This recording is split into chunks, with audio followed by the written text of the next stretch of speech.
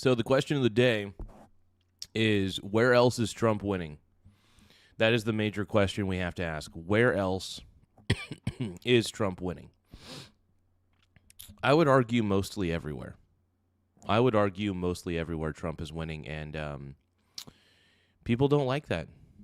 People are upset with that, man. They're just like, nope.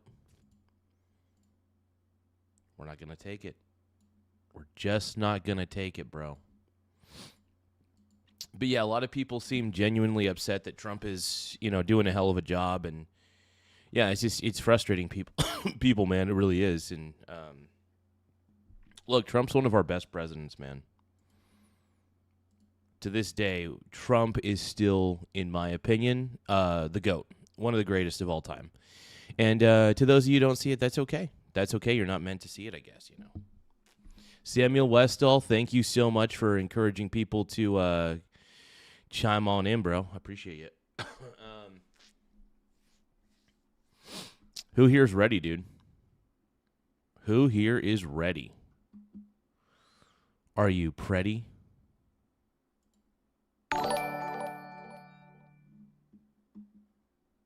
That was a test on the screen. Sorry about that. So the question is, where else is Trump winning, man? Yeah. I think Trump's winning just about everywhere. And I know there's going to be people who argue with that, and they're going to get real pissed at me, and they're going to be like, oh, Mike, you don't understand. You don't understand geopolitical politics. You don't understand. He's losing. No, how's he losing? Nobody can ever tell me just how is Trump losing.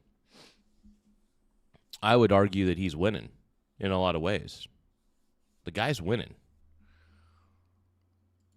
So it's neither here nor there. I mean, I think a lot of people are going to, constantly. I mean, I think a lot of people tend to choose the wrong side of history in a lot of ways, and it's pretty damn evident, But hey, Zaddy Trump is winning, bro. The question is, where else is he winning? We lost the Greenland bid. How the heck did we lose the Greenland bid?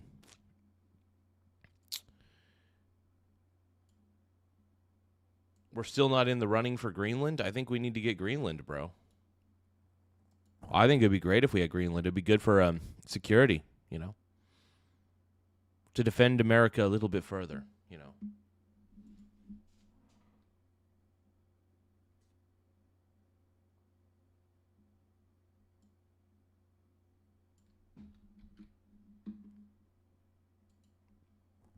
Give me just a moment, you guys.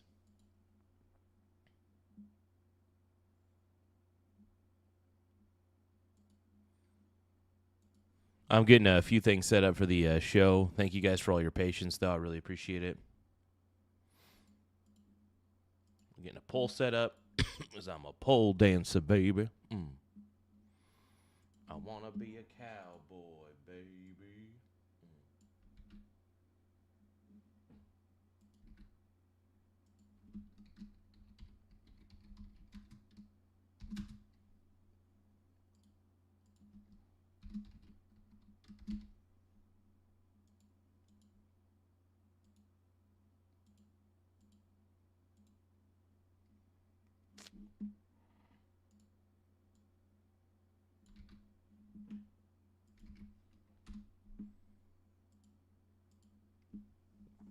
Okay, let's get to it. Do it. I like Poland. I like Poland. Okay, here we go. We're ready. We're pretty.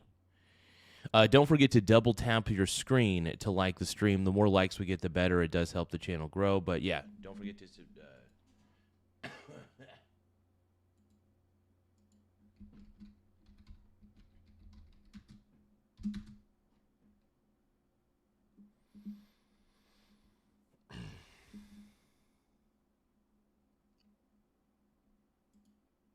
All right, we're ready for it. Let's react to a few videos.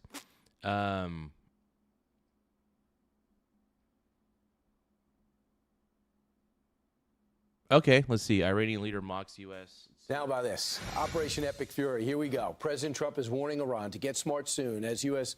Forces maintain the blockade of the strait. Which, by the way, I'm totally fine with the blockade. I think the blockade was completely necessary. I still think it is necessary overall. If you guys don't think that the blockade's necessary, I don't know what to tell you, bro. I don't know what to tell you. I think the blockade is purely necessary.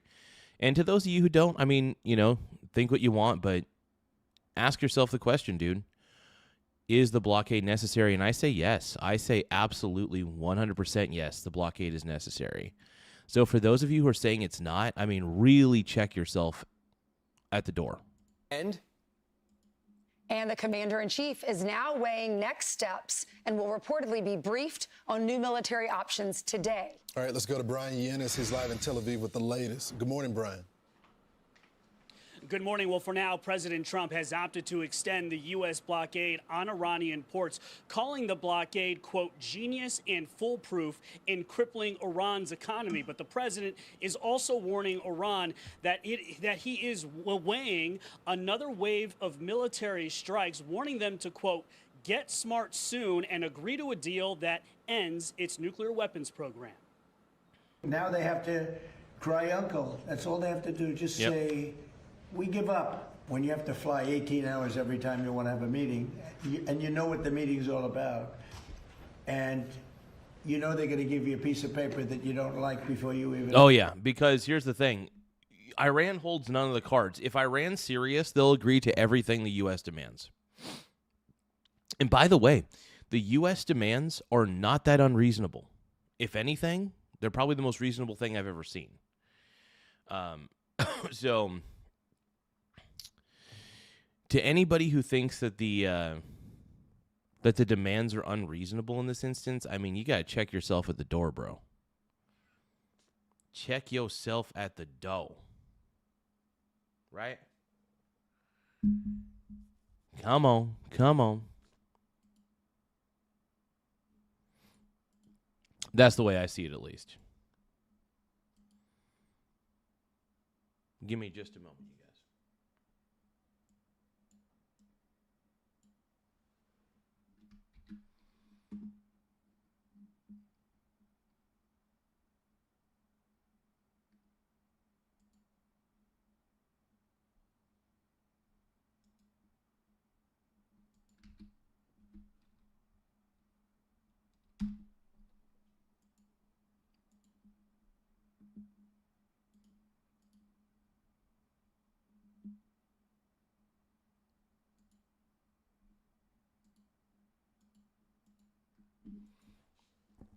All right, let's keep going.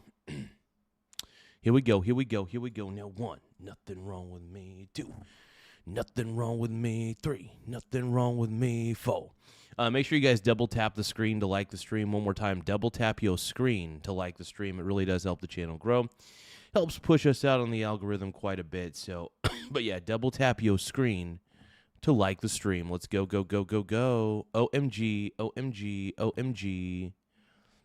Yeah. It's ridiculous. They've come a long way. The question is whether or not they're going to go far enough. So at this moment, there will never be a deal unless they agree that there will be no nuclear weapons.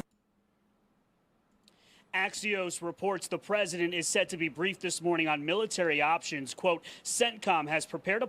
Oh, thank you, Annie, for sharing the stream. And what up, Annie?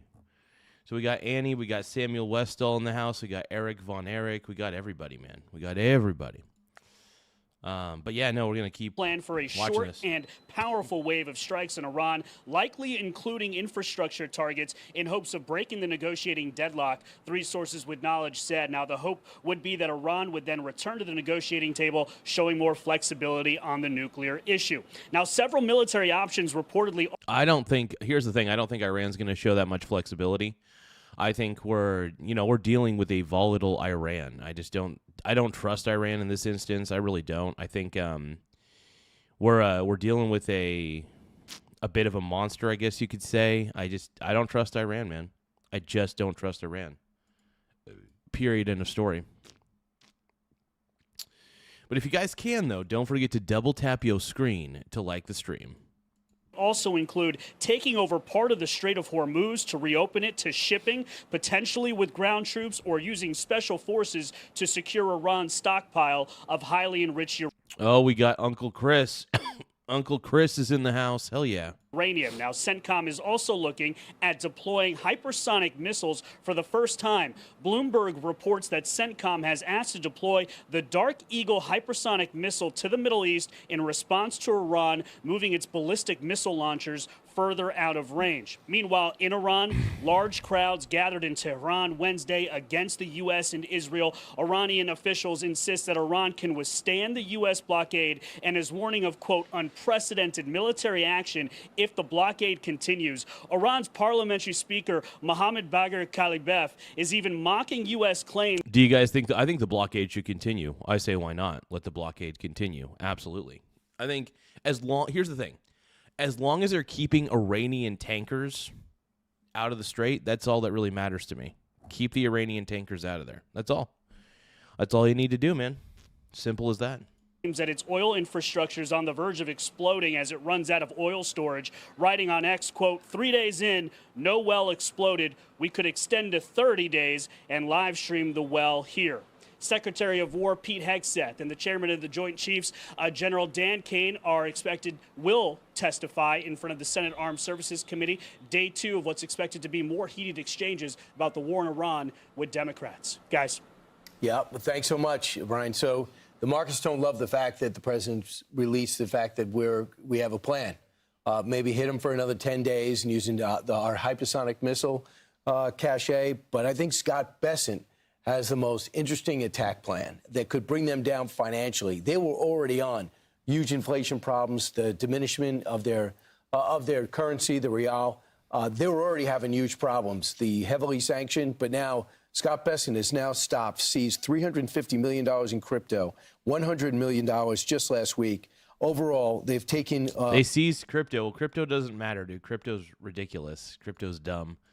Cryptocurrency, if you want to fast track towards bankruptcy, just get into crypto. Fast track to bankruptcy, get into crypto. Not financial advice, but crypto sucks is what I'm trying to get at. Crypto is grifto. Only disgusting Bitcoin bro grifters use crypto. That's all I'm saying. And that's all you need to know. That's the most important point, man. Only grifters use Bitcoin, my Clickcoin. Bitcoin is at the end of the day, Bitcoin's ridiculous, man. Yeah, you can't print oil and you can't print fertilizer. Exactly. One of the reasons why I invest in things like silver ETFs and gold ETFs is because, well, you have to mine that shit, It has utility, too. Gold and silver have real-world utility. That's the big thing. It's a big deal. They've taken and frozen between 450 and 500 million in crypto. That's what these criminal groups and these criminal governments try to do. Yeah, they use the crypto because, it's harder to trace. They buy weapons. Yeah, and they're able to buy. And this is crazy. It's sad because crypto is used by, in my opinion, if you're using crypto to buy something, you're probably buying illegal crap, in my opinion. That's the thing. That's my assumption. It's just an assumption. It's just an opinion. But I'm assuming that you're buying a ton of illegal crap. And it's a reasonable assumption, by the way.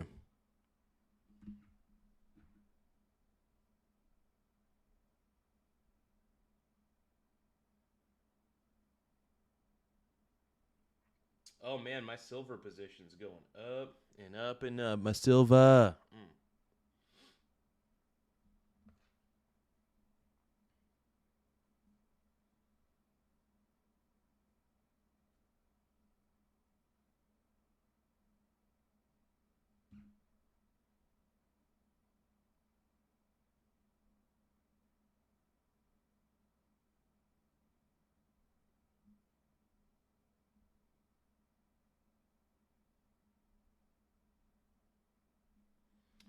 Ooh, hold on.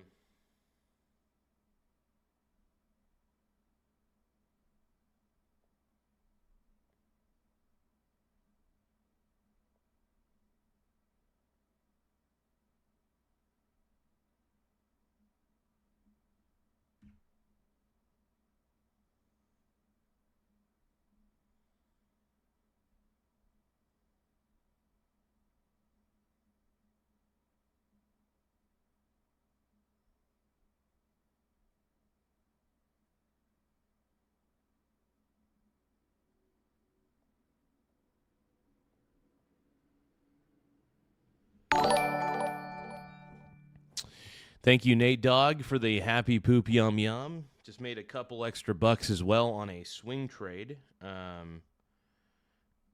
Beautiful. So yeah, when I swing trade, man, I definitely take the swing trading game pretty seriously for the most part. So I was able to get, let's see, market buy. So let's see, 66.54 versus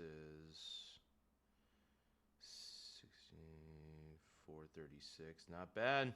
That's a $2 profit and some change. No, I've been making a lot of profit this morning, man. When the markets, this is one of the reasons why I buy dips. I don't go all in on the dips because you never know if it's going to dip further the next day. But one of the things I like to do is I like to swing trade small cap ETFs, and there's plenty of things I like to swing trade, to be honest.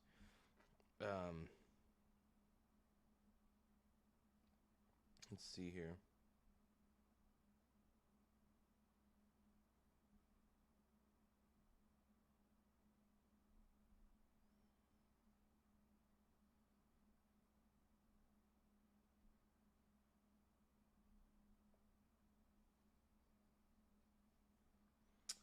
Yeah, honestly, I made a lot of profit from the VSS, SLV today. Let's see, VTWO. Hell yeah.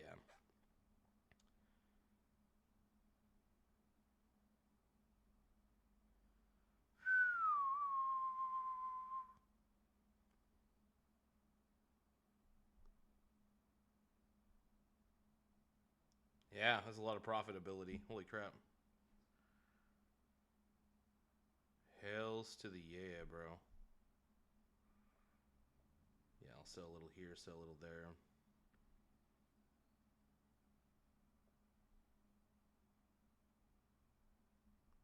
Yeah, that's the thing. I reduce my position a little bit as I get profit. So that's kind of one of the main things I do at for the overall for a lot of the stuff that I do on there. That's pretty much what I do. You guys, make sure you guys double tap the screen to like the stream. We're trying to get 100 likes in the next 30 minutes. Once again, we're trying to get 100 likes in 30 minutes, so don't forget to double tap your screen to like the stream. It does help the channel in a lot of ways. And I just want to say I greatly appreciate it. So anybody who takes the time to double tap the screen to like it, I mean, you guys have no idea how much it helps, man. It helps way more than you know. So I want to try something a little bit. When I'm strapped up inside you, there's no peace, there's no hope. When I'm strapped up inside you, well, I come this way now. It's one of my favorite songs, man. It's called 27 by what are they called? Breaking Point. One of the great, dude, Breaking Point is such a good band. If you guys never heard of Breaking Point, feel free to look them up. They're solid, dude. They're one of the best bands I've ever heard. One of my favorites, specifically, just one of my favorites, man. But yeah, let's keep going, man. Let's keep going. Let's do it. Oh, yeah. With that crypto, they use it for trafficking organizations as well. Here's Scott Besson talking about the plan. Crypto, my grifto. Hell yeah. It was that pressure that brought the Iranian economy to a standstill in December that led to the protest. The largest bank in Iran collapsed. The central bank had to monetize the debt, and that created massive inflation. Their currency is down about 60 or 70% versus the U.S. dollar, so they're in the middle of a currency crisis.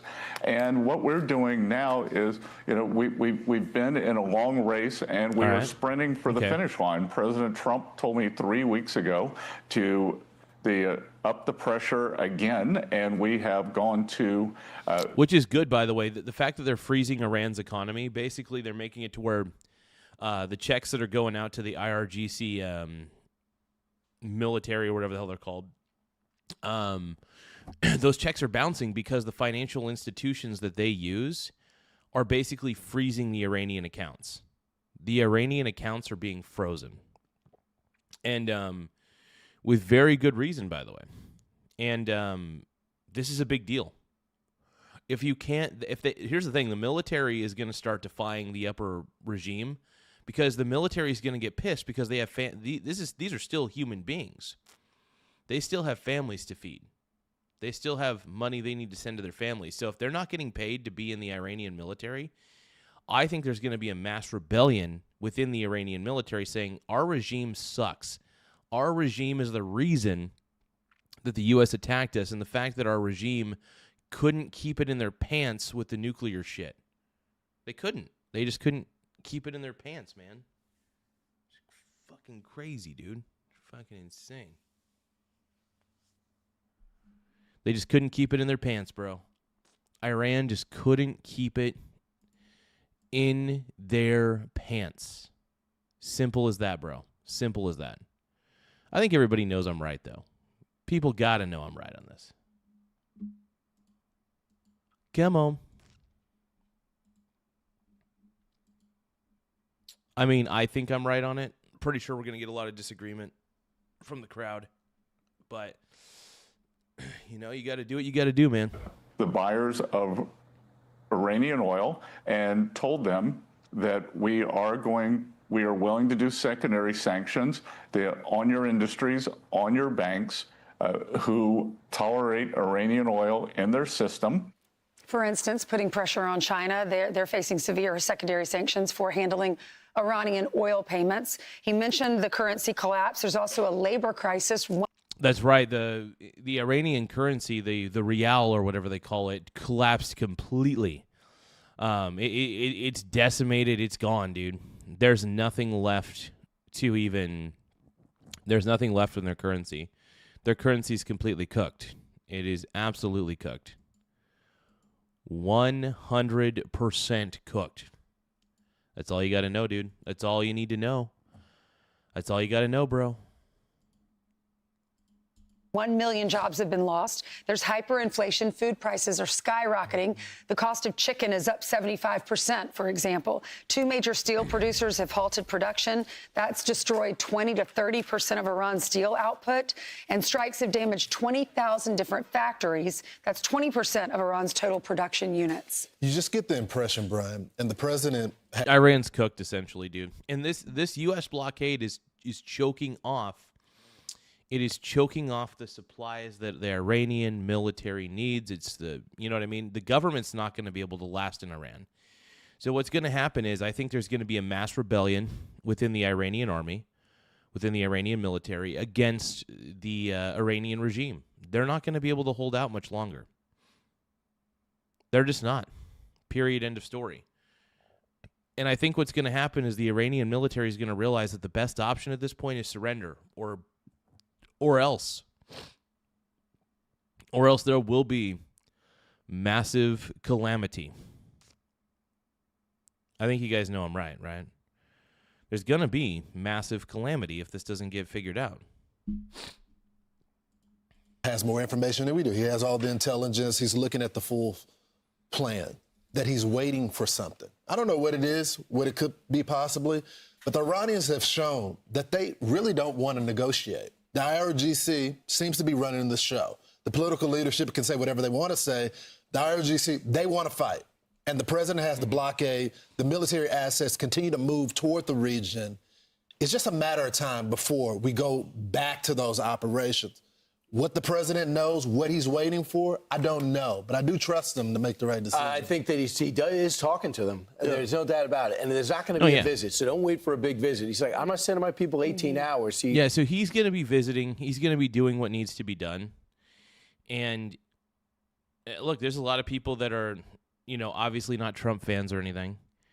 They're pissed. They think Trump's the worst person alive. They say all these things about Trump. They try to dehumanize the man, and granted, I expect that from the left at this point. I do. I expect them to dehumanize Trump till the very end, and that happens. I'm not a supporter of it. It's disgusting, and I'm just tired of the garbage. Straight up. Wait, where the fuck are my widgets? You guys, where did I put my widgets? Do you guys know where I left my widgets? Hold on.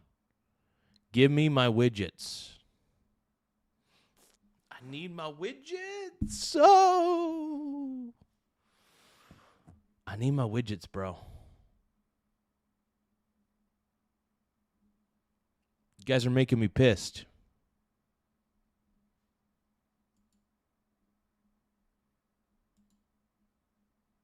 There we go. Alerts and widgets.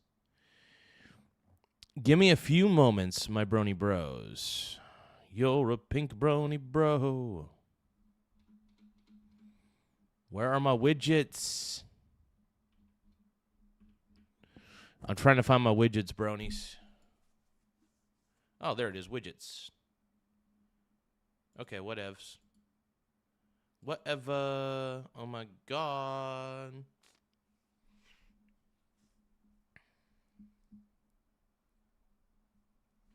You know, I'm surprised there's a lot of people. I am shocked at people supporting Iran who live in the U.S. It blows my mind.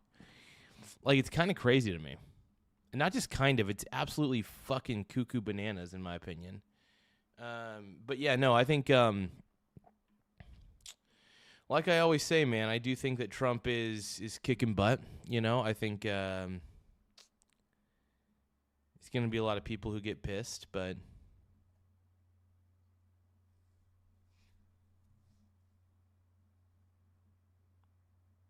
whatever. Wait a minute. Hold on. Game Pulse alert box. Here we go.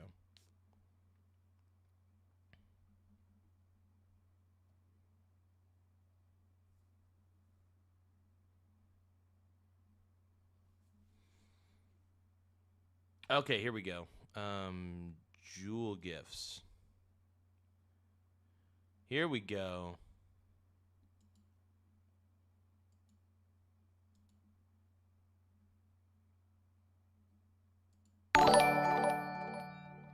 Awesome. Hell yeah, dude. I need to get my small wiener gang on here. Hold on.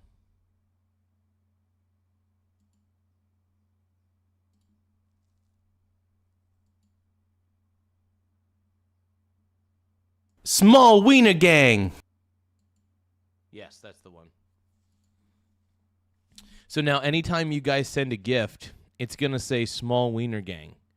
So if you guys send a gift, you're going to hear small wiener gang. Let's do a test. Let's save the settings and let's do a preview. Small wiener gang. Heck yeah. Small wiener gang. Small wiener gang. Yeah, dude. So anytime you guys send a gift, it's going to say small wiener gang. So just keep that in mind, man. I might actually do another recording. Actually, you know what? I kind of do want to do a different recording. Trying to think what I want to record on this one. Hold on.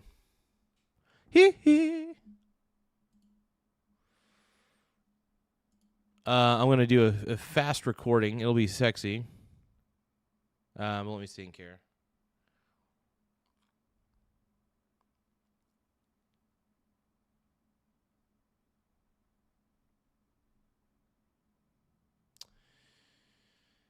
Oh, man. I love the small wiener gang stuff, but I want to add variation to the sounds. So laugh out loud. I might do my own version of the Chris Hansen's laugh out loud. Hold on. Laugh out loud. Laugh out loud. Nah, that one's not that good. Hold on. Laugh out loud.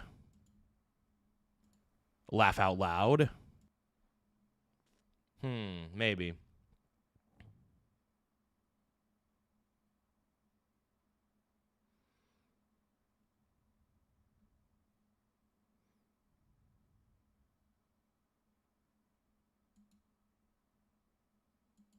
OMG. OMG. Let's see here. I'm trying to think of any other funny things.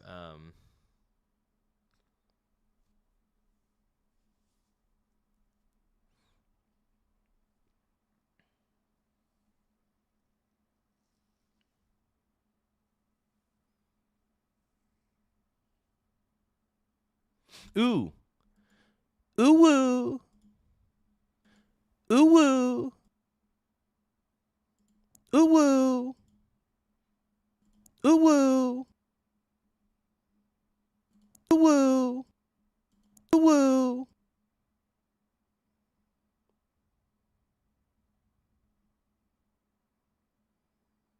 Hold on, I want to see if I want to record something a little more ridiculous.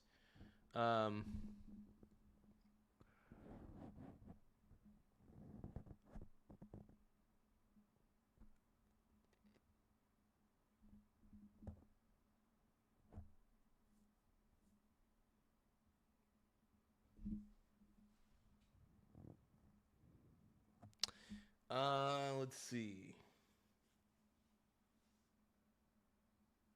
Oh, you know what? I could say, let's see Paul Allen's card. Let's see. I'm trying to record the best wave file I can for this. Let me think. My life is brilliant. Let's see.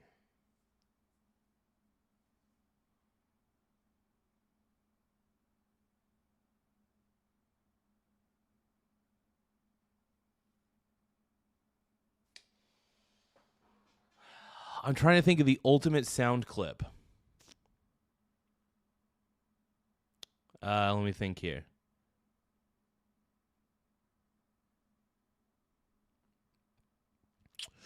I'm trying to come up with the best sound clip ever.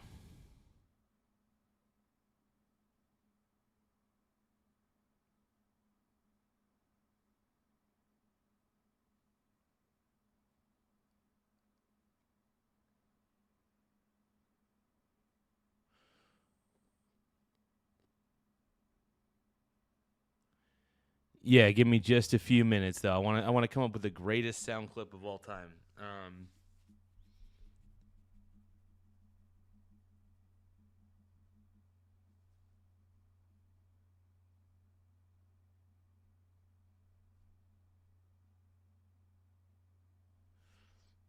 This is tough, you guys.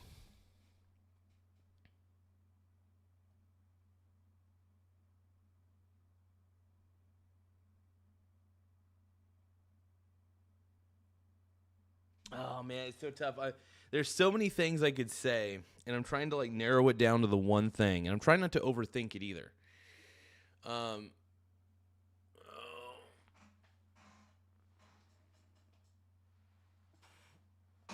Let's see. 'Cause I need you and I want you.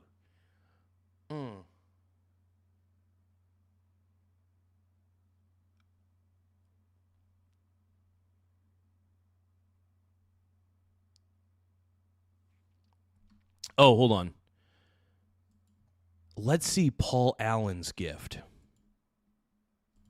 Let's see Paul Allen's gift. Let's see Paul Allen's. Oh, hold on. I gotta sound more like Patrick. Hello, I'm Patrick Bateman. Let's see Paul Allen's gift. Let's see Paul Allen's gift. There we go. I like that.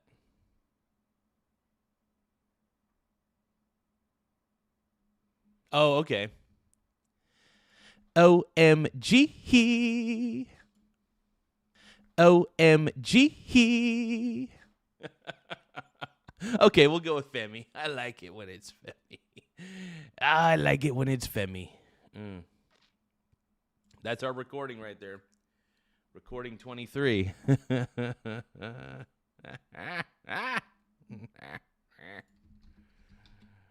Oh, man, dude. No, I can't. I just can't, dude. Fucking A. Oh. I don't even know anymore, bro. What am I doing with my life?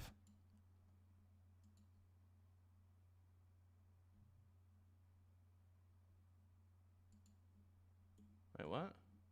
Hold on.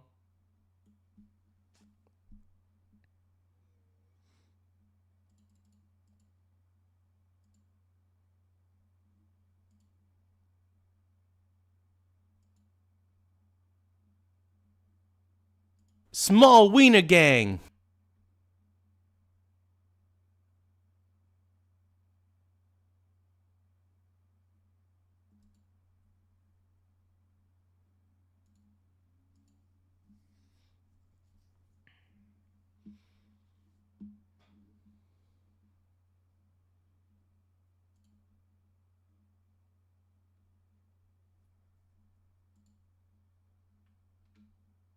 Okay, is this the one that I want? I think this is the one. Let me open it up, a Windows Media Player real quick.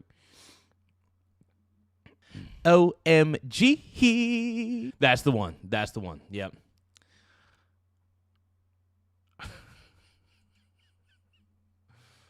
Oh God, let's I want to preview this real quick. OMG. Amazing. Let's preview that again. OMG. Use gift image. Yes. So save the settings. Use a gift image. Enabled. Yes. Okay, yeah, if you guys want to send gifts, we now have the OMG. OMG. OMG. Yeah, that's perfect, dude. That's so fucking perfect. All right, I'm down. That's it, dude. We figured it out, dude. Let me make sure all the changes stuck.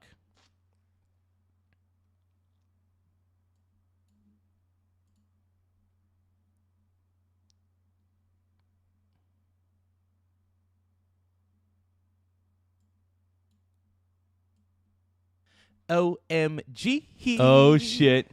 Annie just sent a happy poop yum yum, dude. Everybody give a shout out to Annie for sending a happy poop yum yum. I appreciate it. And thank you guys for double tapping the screen to like the stream. It really does help quite a bit. And thank you guys for subscribing to the channel as well. We've been getting a lot more subscribers than ever before, so I love it. You give me a piece of paper that I can't use. Be sure to like and subscribe. OMG.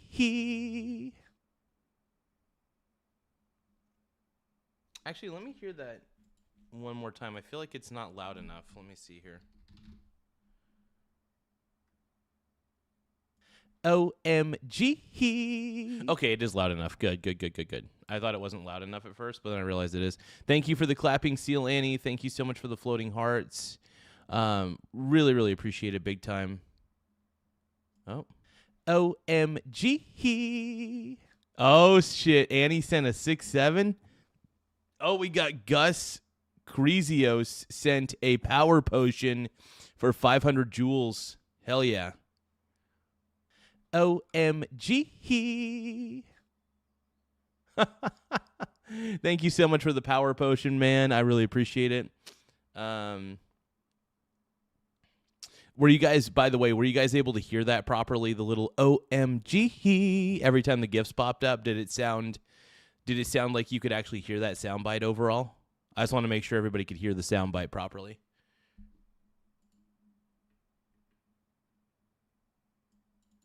Yeah, if everybody could hear the soundbite, that's perfect, because that's really the goal at the end of the day, is just, I want to make sure all you guys can hear it. It's amazing. Amazing. Tell me, how am I supposed to live without you? Gus says, I like the OMG. Let me preview that one more time. Small wiener gang. Oh, hold on, that's the small wiener gang. Hold on. You know what? I think I should also make that the subscriber one too. We'll see.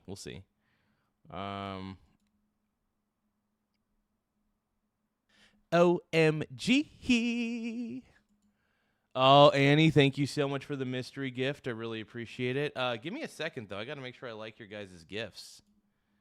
I got to love these gifts. Hold on. I gave a love to the mystery gift, and I also gave a love to the power potion as well. Thank you, Gus, for the power potion. Thank you, Annie, for the mystery gift. You guys were gifting up the butt, dude. I really appreciate it, man. We got a 6-7, a floating heart. We got a clapping seal. But yeah, thank you, Gus. I'm glad you like the OMG. And then mystery gift for 650 jewels. Thank you, Annie. I appreciate it big time, you guys. You guys make the channel grow. You guys make me feel like a new man, dude. I feel like I have the time of my life, and I owe it all to you. No, but I'm glad you guys could hear the alert come in. And let me preview it one more time. OMG. OMG. Oh, thank you for the gift, Annie. I appreciate it. Annie sent a cheers for 1,000 jewels. Thank you so much, Annie. Big love, big love. And amazing. Thank you, guys. We got to keep the gift thing very entertaining.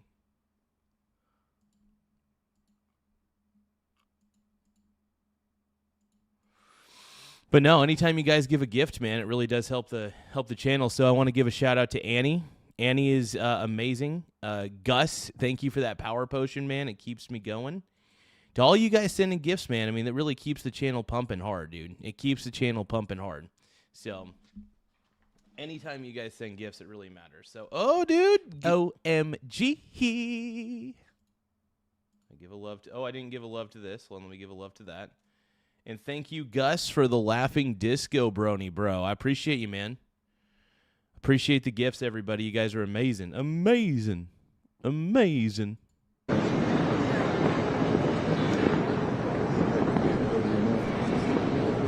Oh, this was Trump hosting King Charles. I don't really care about that. That was cool to watch, but we already watched it yesterday, so we're good.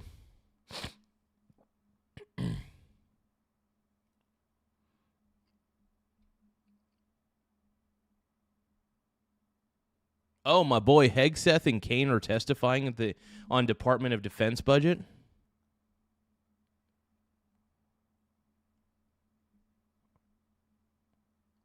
Hold on, I want to figure this one out. Oh, Iran's leader resurfaces with ominous threat to the U.S. Let's take a look in. Let's take a listen.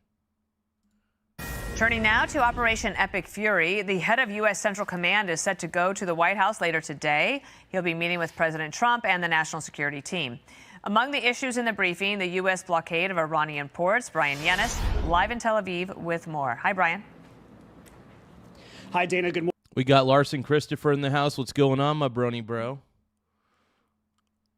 My brony bro, my pink brony bro. Morning. Well, Iran's Supreme Leader Mushtaba Khamenei has released a new written statement today that was read aloud by a presenter on Iranian state TV. Hot. TV. It calls the United States the Great Satan and vows to protect Iran's. The Great Satan. That's ridiculous. So freaking ridiculous, bro. Iran is cooked, dude. Iran is cooked. Nuclear and missile capabilities. The statement also posted on X says this about Americans, quote, those foreigners from thousands of kilometers away who are greedily carrying out transgressions in the Persian Gulf and Sea of Oman have no place here except at the bottom of its waters. Iran will put an end to the hostile enemy. The irony of this, the irony of him saying this is crazy because your entire navy is at the bottom of the ocean. The Ayatollah has no cards to play. Seriously, the Ayatollah has 0 cards to play. So, yeah. Cooked. What do you guys think? Do you guys think the Ayatollah is full of crap?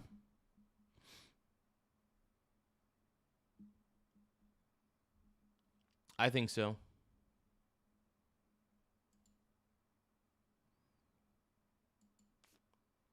Give me one moment, though. I have to look into something real quick.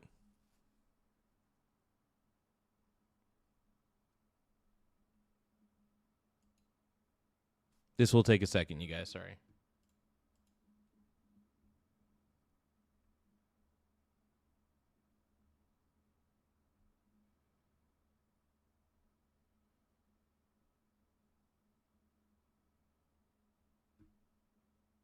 I never thought I'd see so many people in this country alone celebrating the near assassination. And I get, dude, on my chat alone, I get death threats all the time, dude. People send death threats all the time. Maybe not like hard on death threats, but people send some nasty, disgusting messages, and I sometimes I have to report those messages because those who constantly He's a sick person. all the people that are saying it was staged. Now we have some Democrats who are saying that this whole thing was staged. Of course they're going to say that. You want to know why? Because it deflects from the fact that the Democrats have hateful, terrible rhetoric. Like, we're talking about the most hateful rhetoric out there. And a lot of the stuff in this dude's manifesto. Sorry, you guys, I'm looking at some short video. I'm uploading some short videos. I'm just making sure everything's good real quick. Hold on. Mirrored a lot of the things that are said on lamestream media about Trump. So, to all of you guys, it blows my mind. It really blows my mind. It's times like these I'm glad Kamala Harris is not our president, man. People jump to that conclusion that it is staged because Trump lies. All the people that are saying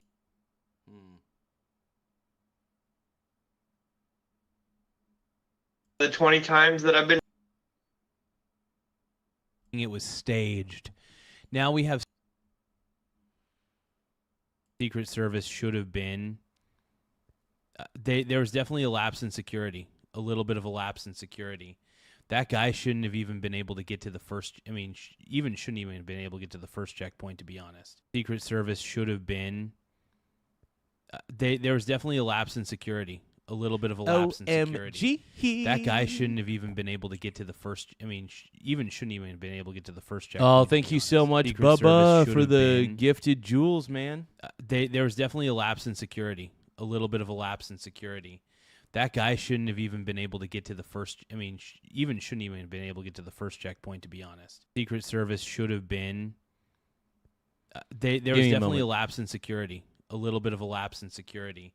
That guy shouldn't have even been able to get to the first. I mean, shouldn't even have been able to get to the first checkpoint. Sorry about that, you guys. It's Secret Service should have been. To put pause on this. Give me a 5. There was definitely a lapse in security. A little bit of a lapse in security. That guy shouldn't have even been able to get to the first. I mean, shouldn't even have been able to get to the first checkpoint. To be honest, Secret Service should have been. Give me a few seconds, you guys. It's taking a while to upload this.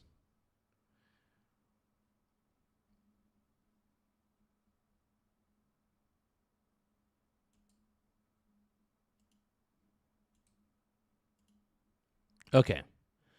Shall we begin? Thank you, Bubba J. I appreciate the gold coin for 10 jewels, man. I really appreciate it, man. OMG.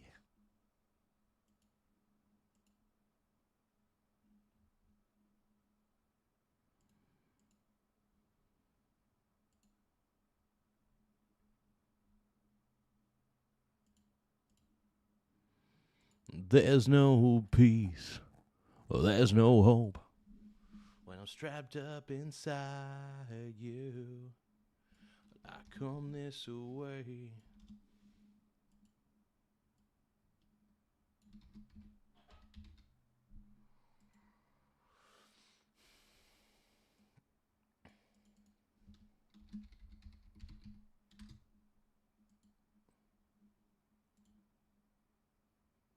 It doesn't even matter what the truth is. All that matters is now.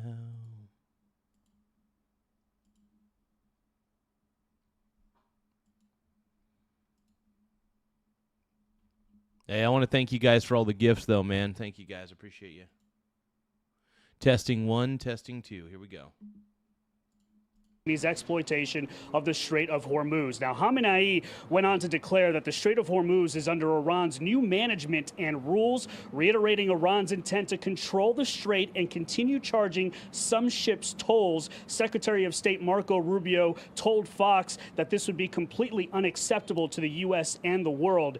Iran's Revolutionary Guard Corps commander Ahmed Vahidi is thought to actually be the one calling the shots in Iran. The supreme leader, who is said to be seriously wounded from Operation Epic Fury has not made one public appearance since he became the Ayatollah 2 months ago. But for now, President Trump has opted to extend the U.S. blockade on Iranian ports and continue the economic sanctions with the goal of collapsing Iran's economy, forcing them into a deal to end its nuclear weapons program. We were able to. Good. It's got to this whole thing. They should just not have a nuclear weapon. Period. You know. And that's the thing, man. That's the thing, dude. They grab about 350 million crypto assets, and then on top of another 100 that we had recently gotten. So we're almost at $500 million there, and we are freezing bank accounts everywhere. More importantly, we are making people less willing to deal with the regime. President Trump has not taken new military strikes off the table and has warned Iran to get smart soon, or else. Dana. Or else That's the thing, man. I just don't think Iran's going to get that smart. They just have made all the wrong decisions. The Ayatollah is, in my opinion, being incredibly stupid and incredibly short-sighted. It's wild, man. And we all see what that means. Thank you, Brian. So retired Lieutenant General Karen Gibson's here, former Director of Intelligence for U.S. Central Command. You got quite the resume, General. Thanks for your time. And now we have decisions before the president as to what to do next. Here was the question and then the answer from the Oval Office. Do you think another wave of strikes will... Trump is winning this war, man. Trump is winning this war. Straight up. To those of you who don't believe me, that's fine. But you know I'm right. You know I'm right? Come on, man. Will be necessary? I don't know. It depends. We have talks. We're having talks with them now, and we're not flying anymore with 18-hour flights. They've come a long way. The question is whether or not they're going to go far enough. So at this moment, there will never be a deal unless they agree that there will be no nuclear weapons. Okay, the options before him are obvious. What's the best one right now? Well, I think it's interesting that I characterize the first part of this campaign as the kinetic portion from February 28th to April 8th, in which we imposed punishing airstrikes from the U.S. and Israeli militaries, and Iran countered with missiles and drones against infrastructure across the Gulf. Since the 8th, we've entered this economic phase. I like the term Operation Economic Fury, in which we are both... I love it, man, because instead of bloodshed, instead of actually, killing anybody. OMG. Thank you, Annie, for the Bumblebee for, 1,250 joules. Thank you. Big shout out to Annie. Thank you so much for the gift. I really appreciate it, my brony bro. Appreciate it big time, man. Hell yeah. Everybody give Annie a shout out, man. That's amazing. Amazing. Both using military assets to try to squeeze each other economically. You know what? Actually, you know what I'm going to do? Because Annie's been just incredible.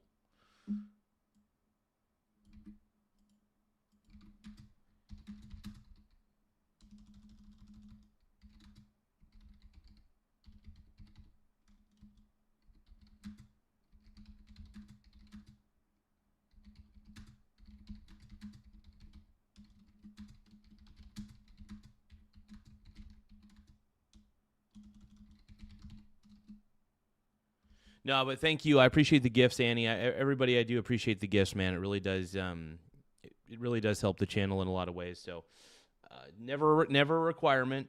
I never expect a gift, but when I see a gift, I mean, sure, I want to give people shout outs if they send a gift. It's kind of the whole point. I want to give people the recognition. Laugh out loud. Bubba J007 just became a VIP member. Thank you so much. By the way, if you guys want to be a VIP member, it's only 99 cents a month. Once again, 99 cents a month to become a VIP member of the Michael Garza Show. So if you guys want to be a VIP, then feel free to join for just 99 cents a month. It really does help the channel out in a lot of ways. I appreciate you guys. Thank you, Bubba J, for becoming a VIP, though, man. It's Thank you for the high five, Brony. Oh, my God. Everybody's just being so lovely today. Thank you guys for all the gifts. Honestly, I wasn't expecting this level of giftsmanship, so I appreciate it, man. We got new members. We got all these gifts, man. Dude, honestly, this is keeping the channel afloat, man. So the more gifts we get, the better. So I appreciate you guys. Let's keep going. Economically. Iran's strategy has always been make this campaign so politically and economically intolerable for us that we would decide to call it quits. Hence, their chokehold on the Straits of Hormuz. But now we've countered with this blockade, turning back. Yeah, I'm really the only mod, man. TTS, make her a mod, read my comments.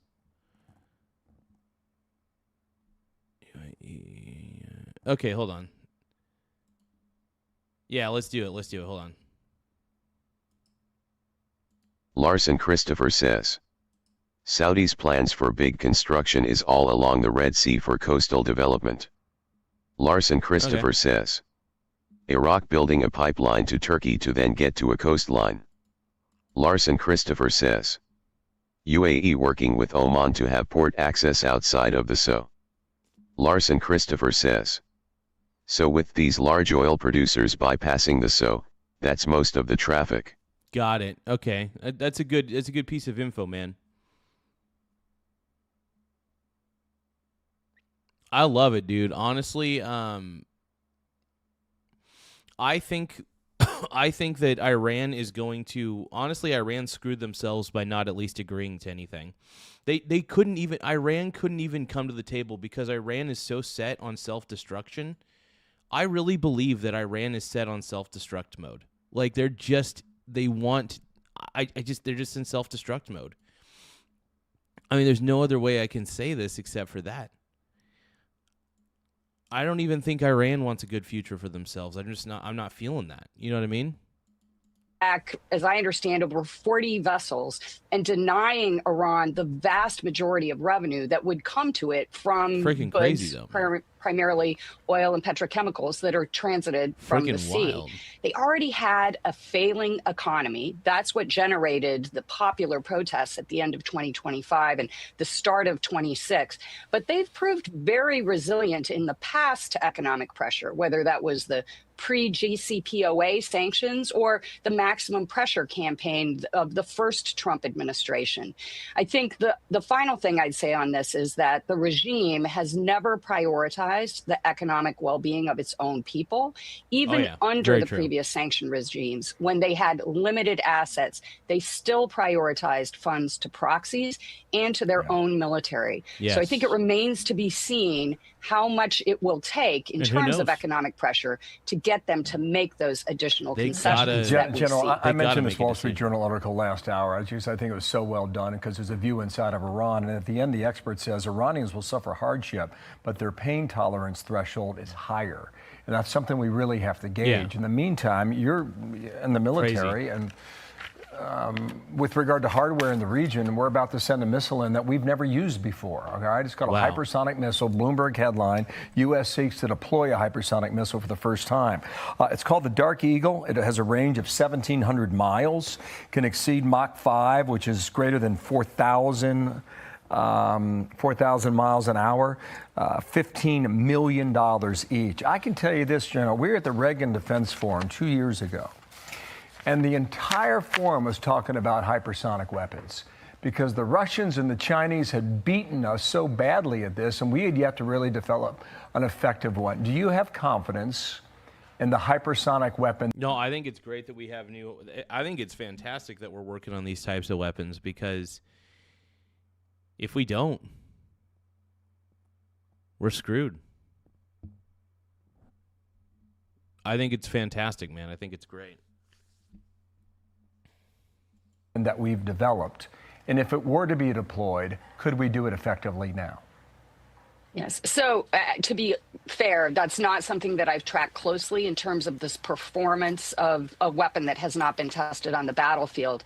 I would make one comment that the Central Command submits a number of RFFs, or requests for forces, and it implies that the commander is considering various options that might require the use of those forces, such as elements of the 82nd Airborne Division, which are over now in the Middle East, but have not yet been used. And so just because an RFF has gone in, request for forces, doesn't mean there's a plan for its imminent use. But certainly, I think the commander wants to expand the range of options that are available to him beyond those already punishing airstrikes that we've done. It signals greater commitment and resolve on the part of the United States, and I think is something that is clearly being contemplated to use if it turns that this economic pressure that we are applying is not. If you guys can, though, don't forget to double tap your screen to like the stream. One more time, double tap your screen to like the stream. It does help the channel grow. Let's keep going, man. Not successful. Okay, we'll see who makes the next move, right? Who's going to throw the next card down. General, thank you so much for coming on and sharing your expertise with us. Thank you. Be sure.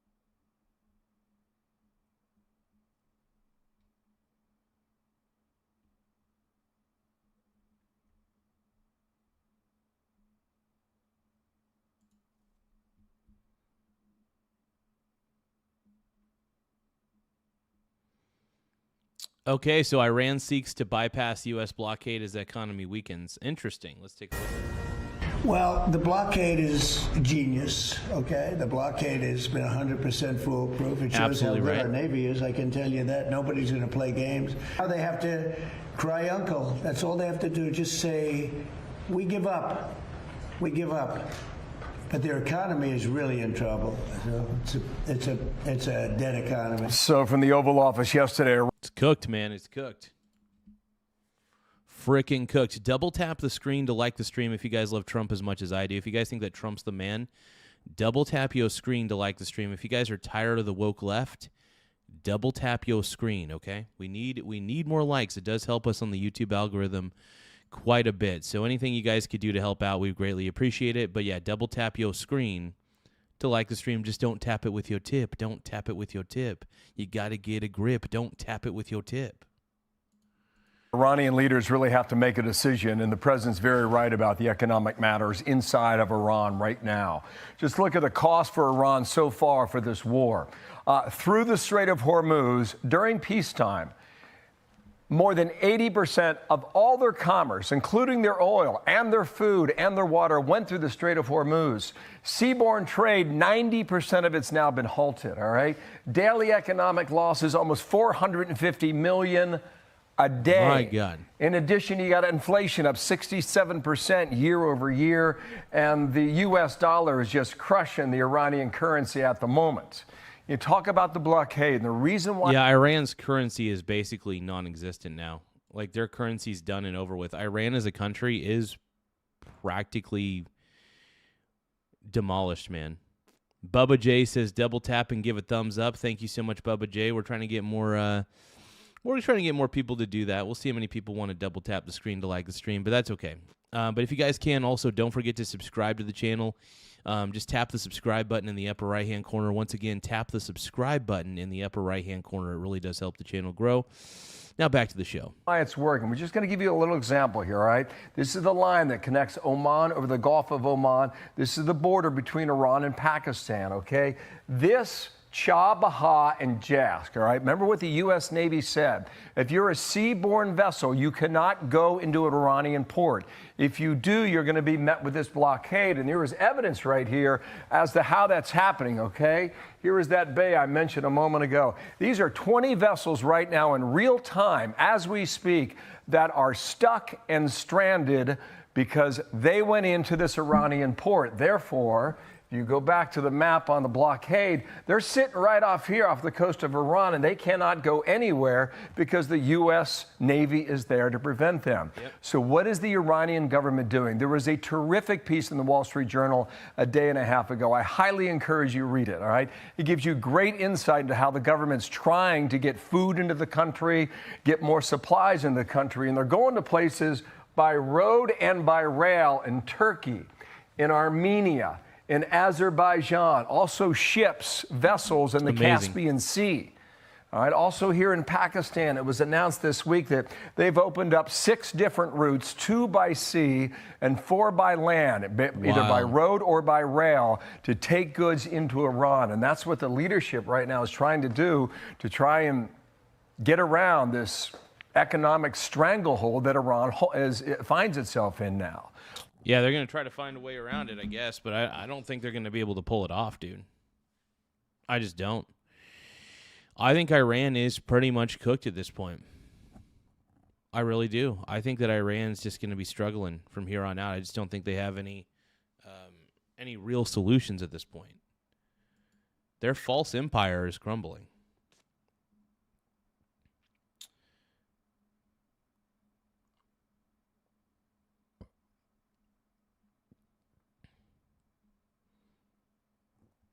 Dude, by the way, that's a good one, Larson Christopher. I like that.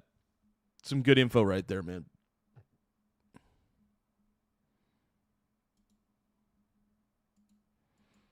Iran's losing this conflict, whether you guys like to admit it or not. Lucas Tomlinson's been watching that from the beginning. He's back in Dubai. You guys don't forget to tap the subscribe button in the upper right-hand corner. Once again, we need more subscribers. So we're currently sitting pretty at 10,359 subs. 10,359, dude. Let's keep going. Take us through it, and you don't know what's going to give here, Lucas. You know, whether or not the Iranian strength holds on or whether the U.S. grip on that country ultimately succeeds. Hello there. That's right. Good morning, Bill. President Trump says the blockade has been a success for the reasons you just gave. Others say this war is ground. No, it's been a pure success. It's been the purest of success right there, man.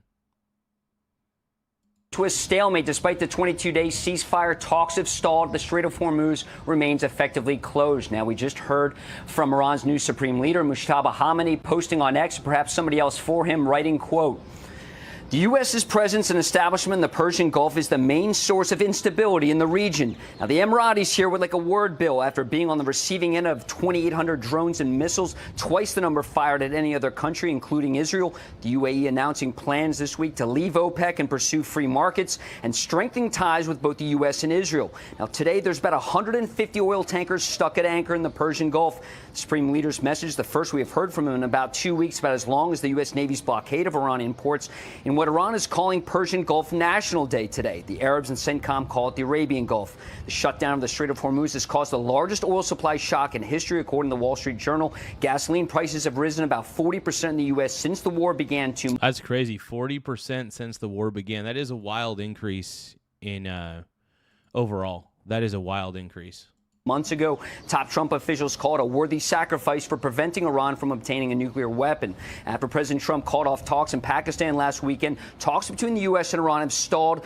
Trump wants Iran to pick up the phone. U.S. officials say the blockade will bring Iran to its knees because of the economic destruction you just mentioned inside the country on the heels of those 13,000 American airstrikes. Critics say Iran has a higher pain tolerance than the U.S., and Iran thinks it's the U.S. economy that will feel the pressure because of the higher gas prices, fertilizer, and other commodities. Now, Pakistan, another country, says has brokered the U.S.-Iranian talks recently, announced it has designated 6 corridors, ports, and land borders to allow Iranian goods to pass through its country without restriction. And we're just getting ready to hear from War Secretary Pete Hegseth and Chairman of the Joint Chiefs of Staff General Dan Kane returning to Capitol Hill, this time to face a Senate panel expected to be pretty noisy in there, Bill. Okay, good stuff. Lucas, well done. In Dubai, Lucas Tomlinson on all of that. Thank you. Be sure to like and subscribe for all the Fox News latest on YouTube and catch full shows streaming now on Fox One. Freaking wild, man. Blows my mind.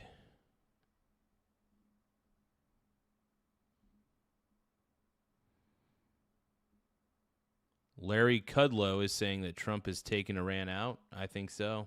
I believe that. Larry Kudlow is the host of Kudlow on Fox Business. I understand the debate in the administration, Larry. Some people want to see the quarantine cripple them over a period of time. Others see the need for a little bit more of a nudge. Where do you stand? I think there's going to be both. I mean, look, the Iranian economy is hanging by a thread. The blockade is working. The embargo is working. No oil, no money. No money, no payroll. No payroll, no retirement. The people inside Iran, they can barely get any bread, meat, food, medicines. This thing's drying up very, very rapidly now. It's not looking good for Iran, man. It really isn't looking good for Iran at all. There have to be additional. I think military planners would like to take a look at the Karg Island, because that would end their whole economic situation. That would end any hope that they'd ever be able to sell oil again. That may be where we want them to be. Iran, look, this is the most gruesome lot of people running this country, probably since the Nazis in the 1930s and the 1940s. What Trump has done is what no other president in modern times has done, okay? You know it, and I know it. He is taking Iran out. He is taking their nuclear capability out. He's going to have their enrichment moved from Iran to the United States. That's terribly important. He's taking their leadership out. You know, the CIA, working with the Israeli Mossad, is going to take this leadership out, just like it's taken the prior leaderships out if they don't want to play ball, and it doesn't look they will. So there's some more work to be done. One other point. Yeah. $4 gasoline, I understand that.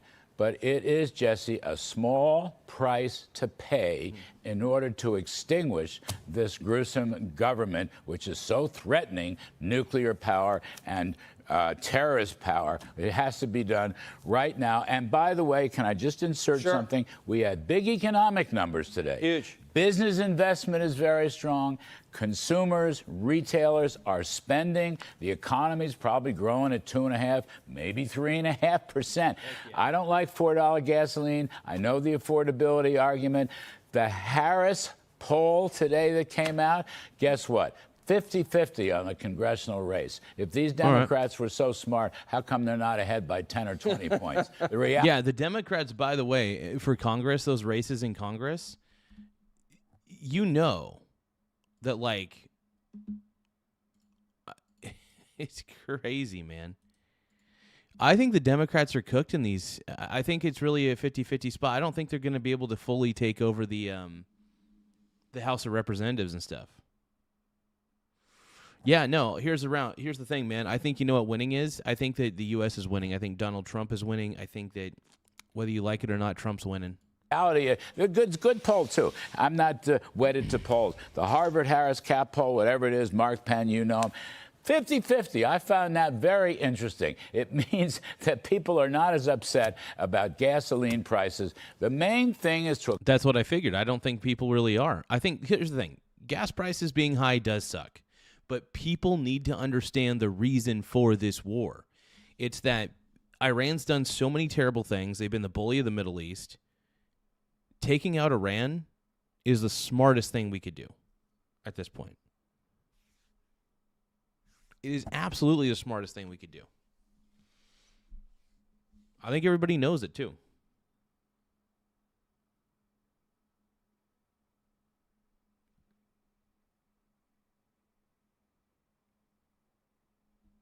I really don't think the Democrats are all that popular. Here's the thing. Democrats are not popular, neither the Republican Party. But I will say the Republican Party is slightly more popular than the Democrat Party at the moment.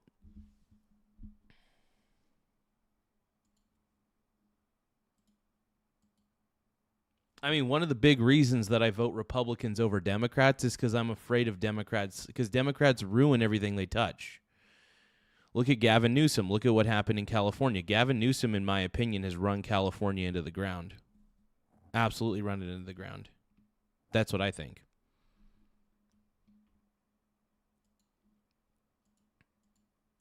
I think most people are aware that I'm right on this one. Accomplish the objective, and you're only maybe you're a month away, Jesse. I'm not smart enough to know, but we're coming down the home stretch. Yeah, and so the president has to sell that. Yes. He's got to stick the landing. Yes. And then he's got to pivot to the economy because, as you said, we're seeing great numbers. The blockade you have, but what Bessent's doing behind the scenes with the banking transactions, I had him on. That really hits him hard. We had a great interview today on Kudlow. I mean, he's freezing or seizing the offshore banking money that these hooligans have been stashing away, robbing Iran for years. People of Iran, he's stashing it away. By the by, another cool thing. For some currency swaps in dollars, he's moved the UAE, which is a big oil producer, out from under OPEC, okay? He's undermining OPEC. OPEC will probably be non-existent when this is over. Why should they have price controls when they can produce not just 2 million barrels a day, 5 million barrels a day? Guess what? Other countries are going to follow suit, okay? We've already got Venezuela. You wait. Nigeria's getting ready. Qatar's getting ready. There's going to be a lot more oil produced. And Iran can't get any gasoline. That's a great part of this embargo. If you can break up OPEC, it's terrific. As collateral from this operation, Right. No one ever even saw that coming. This is Bessent. He's Bessent at his best. He's a brilliant strategist, absolutely. And you know, he's complementing. Okay, he's complementing epic fury with economic fury. They're teetering on the edge. Who do you think the gay Ayatollah fears more, Hegseth or Bessent? It's a toss-up. It's both. I mean, obviously, look, the asshola Ayatollah is done. Absolutely done. I mean, cooked. I really do believe that. And I just don't see that there's any real hope. I don't see any real hope for Iran. Period. End of story. I mean, Iran is seriously cooked. The asshola Ayatollah's got no shot. There's just no way they're going to win this. I just don't see any avenue for them to win. I don't. I just don't see any real avenue for any victory here. And I think I would like to believe Iran is aware of that, but I think the Iranian government lacks self-awareness at this point. But yeah, no, I think that Bubba J, exactly. If Cali makes so much, why are they billions of dollars in debt? It's the question of the hour. That is the question of the hour, man. It's because California can't. First off, Gavin Newsom's run California in the ground. That's my belief. You guys, I need some pomegranate juice, so bear with me. I'm going to be guzzling down a little bit of pomegranate. Hold on.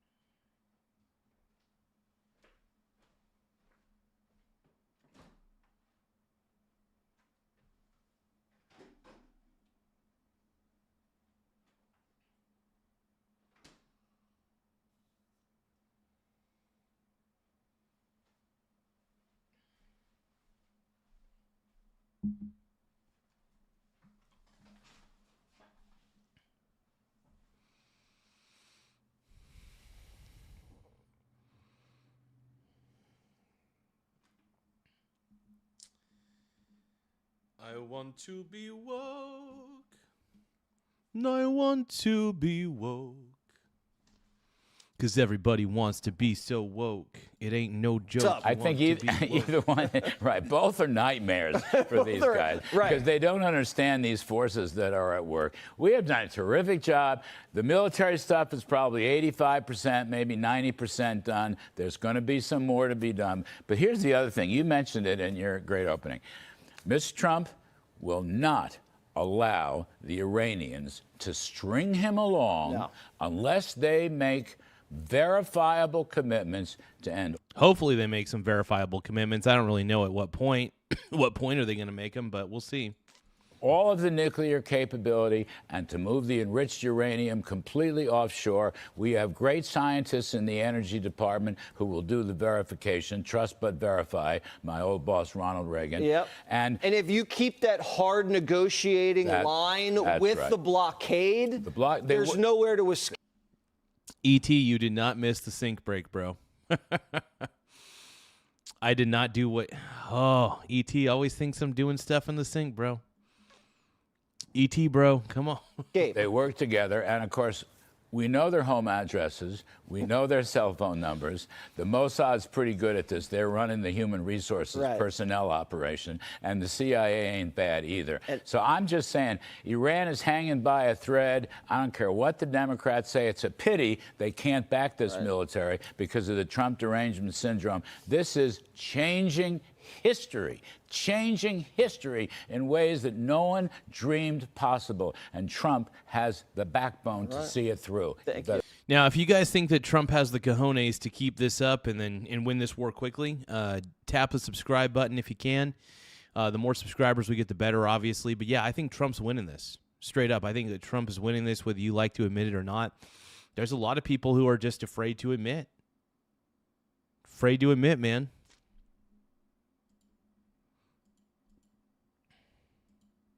Better believe it. Thank you, Larry. Thank you, Justin. Good to see you.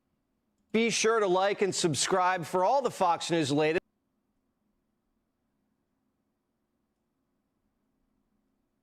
Zorhan's tax the rich plan is backfiring.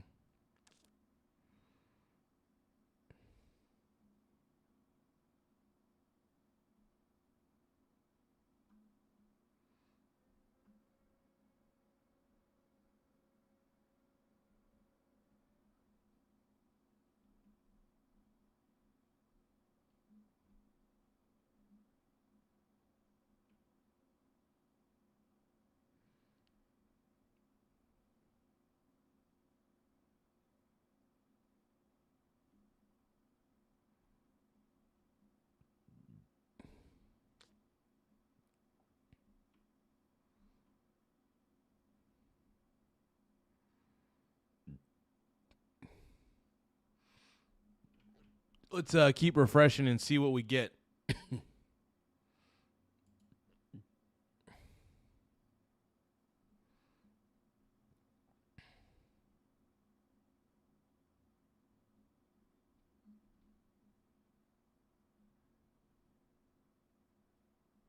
Allies under fire. NATO tensions explode. Let's see.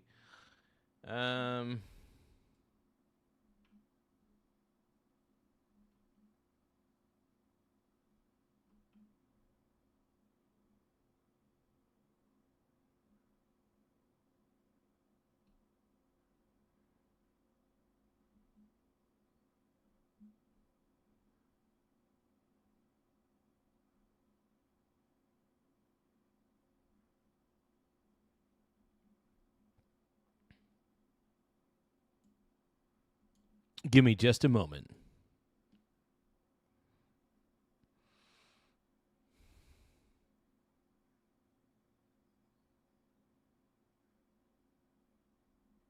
Let's just go with this. With that, we bring in Michelle Tafoya, candidate for U.S. Senate in Minnesota. She's trying to flip retiring Senate Democrat Tina Smith's seat.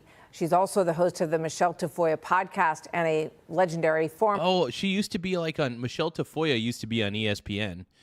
But I think she got kind of kicked out or whatever. This is allegedly. I think she got like kicked out because of her political beliefs and stuff. I guess she was too right leaning for ESPN. Go figure. Yeah, that doesn't surprise me that ESPN would do something like that, but let's keep going. Former NFL sideline reporter. Michelle, it's great to see you. Thank you for being here. You know, it's pretty extraordinary. Tim Walz is sort of, trying to recraft this as, boy, isn't it great that I cracked down on all of this. The irony was that Tim Walz allowed all this to happen. This is why I can't stand Tim Walz. He's a little gaslighting son of a bitch, allegedly. And that's my opinion of him, allegedly. But here's the thing. Tim Walz Nick Shirley revealed the fraud. Nick Shirley revealed the fraud. And this is the problem that I have with Tim Walz. He's trying to make himself look like the good guy, when in all reality, he is the bad guy, dude. Just admit it, man. Tim Walz is terrible, bro. Tim Walz is... I thought, I don't know who's worse. My Oregon governor, Tina Brotek, or Tim Walz. I call her Brotek because she's terrible. I don't know. It's a race between the two. Yes, and I think it's good that the FBI directors pushed back on that. But this is the Minnesota State Rep Kristen Robbins explaining that he has had no part in their investigation. Watch this. I'd like to note for the record that we invited Governor Walz to attend. We first issued an invitation to him on March 9th, and he got his pick of dates. And we never had any response. Yep. And then late last night, he declined our invitation. Of course, because Governor Walz is the source of the problem. Governor Walz is the source of all this at the end of the day. Crazy. And Michelle, I thought in Brooks' reporting, what they're learning in this investigation about these emails that were going back and forth, it seemed like a lot of people understood what was going on and were taking advantage of this money, buying real estate and all kinds of stuff. Tell us about that. All kinds of stuff. And when I'm out there talking to voters, Martha, the first thing I bring up is fraud. And people get so angry because they feel like chumps. Mm-hmm. They feel like they work really hard, like we all do, and they pay their taxes like we're all supposed to. And where did that money go? And Tim. Yep, it all goes to a bunch of fake-ass businesses that don't really exist. It just goes... I think it's just money laundering. That's what it sounds like, at least, to me. I argue that it's just basic money laundering at this point. That's all I could really say. That's all it seems to be. Tim Walz did play a role in this investigation. He resisted it. He interfered with it. These raids yesterday were the first sort of visual evidence that we have in Minnesota after a long time, after Nick Shirley, really, that something is still happening. And I think it's... So this person, Todd, is saying California is the #1 state to live in for the highest prices. Yeah, there's no reason to live in California. California is a crap hole, all because of Democrat policies. Democrat policies are basically tax everybody you can, and essentially just tax the problem away. But the problem is government is so inefficient that when you raise taxes, most of that money's going to bullshit. This is one of the reasons why I don't trust government with my money at all, because I don't feel like I'm getting represented in any way. And if I lived in California, I would be pissed. Luckily, I don't, thank goodness. But I do live in Oregon, which is trying to become California 2.0. And that's not good. Oregon needs a change. Hopefully, Chris Dudley becomes the governor of Oregon. I'd love that. I'm a Dudley fan, man. It's heartened a lot of people. But Tim Walz's reaction and taking credit for helping out has enraged people. It's just, I think, everyone has said it. He's taking credit for putting out a fire that he started. And it's just ridiculous. There is so much here. We saw 22 warrants yesterday. I believe, Martha, more are coming. And I believe that this is encouraging to people. They want accountability here in Minnesota, but where they really want it is with Tim Walz and Keith Ellison, our AG, who they believe oversaw it or turned the other way and let it happen. Well, that's the part that this investigation would need to uncover, that they had some knowledge or that they were negligent in their duties of leadership, overseeing these programs and either looking the other way intentionally or dropping the ball, which was their job to govern. Tim Walz says it. The buck stops with me, he said. Well, he didn't do anything about it. And Keith Ellison, we've heard him on tape, thanks to the Center for the American Experiment, which is the think tank here, a very good one. They had this tape of Keith Ellison talking to some of these people who have since been arrested. By the way, you know, we see the arrests of some of these fraudsters who have stolen from us. Yep. One of them got out of the country because they didn't remove the passport. They didn't take the passport. And this person who stole about $11 million fled the country. Now, if Tim Walz really wants to step up and share in... Dude, Jepper is just an angry leftist. Jepper is an angry leftist in the chat. And granted, if he wants to be an angry leftist, you go for it, brother. You go for it. But yeah, no, I think we got a lot of angry leftists in the chat. Not too many, just Jepper. Jepper appears to be the angriest of them all. He appears to be the wokest of them all. So we'll do the best we can on this one. Information before he leaves office. Well, oh, Annie just sent a happy poop yum yum. Oh, she's sending a ton of happy poop yum yums, dude. Whoa, thank you, Annie, for sending the happy poop yum yums, bro. Oh my God. Everybody give Annie a shout out for all the happy poops. Happy poop yum yum. Happy poop yum yum. Happy poop, happy poop, happy poop yum yum. Happy poop, yum yum. Happy poop all day. Happy poop, happy poop, happy poop, yay, yay. Annie is crushing it with the happy poop yum yums. Thank you so much, Annie. I appreciate those. On this channel, we're big fans of that. Happy poop is our favorite gift on this channel. So I really, really appreciate Annie for sending the gifts. We're going to praise Tim Walz for a little bit. Once we reach the goal. If we reach the goal, which I think Annie is slowly helping us with happy poop yum yums, reach the goal. Thank you. Happy poop yum yum. Happy poop, happy poop, happy poop yum yum.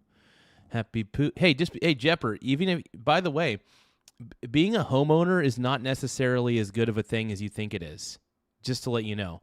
By the way, as a renter, I barely pay anything for my rent, thank goodness. And thank goodness for that. Like, I'm really grateful for that. But like, here's the thing. I take most of my time, I swing trade ETFs, which in the long run actually makes me more money than owning a home. Because if I swing trade ETFs, I can actually gain profit from swing trading certain ETFs.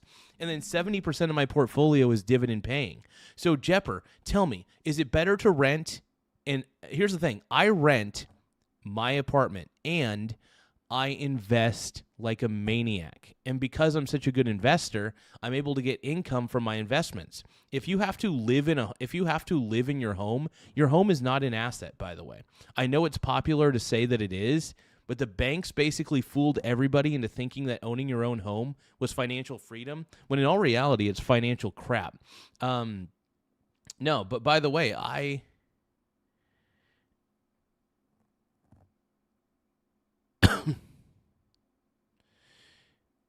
So here's the thing. Just because you own a home doesn't mean shit, right? Look, here's the thing.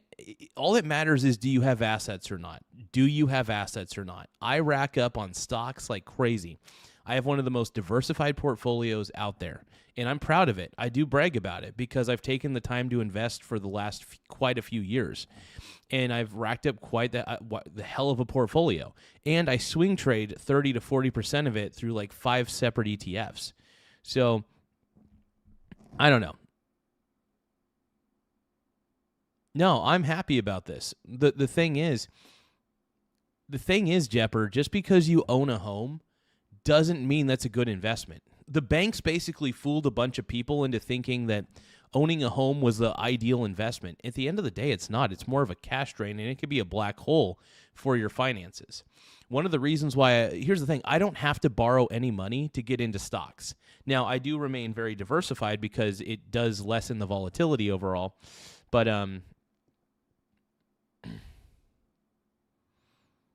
okay, hey, if you got $2 million in 401ks and IRAs, more power to you, Jepper. More power to you. That's fantastic. At least you got those.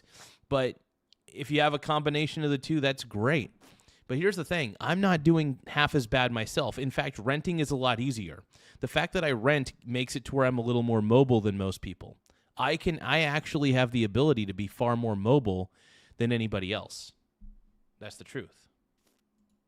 We'd like to see the SNAP enrollment numbers. We'd like to see the voter rolls. We'd like to see criminals who are here illegally be turned over to the feds. These are simple things, Tim, that you could probably help with as well. Yeah, and if he wants to be a governor who is doing his job, he really needs to come forward and explain what the heck happened here. Michelle, thank you very much. Always good to see you. Michelle Tafoya, dude, she's pretty cool. She's pretty dope. Oh, yeah. That's right here. You want to look at the statement from President Anybody Trump's could blow up.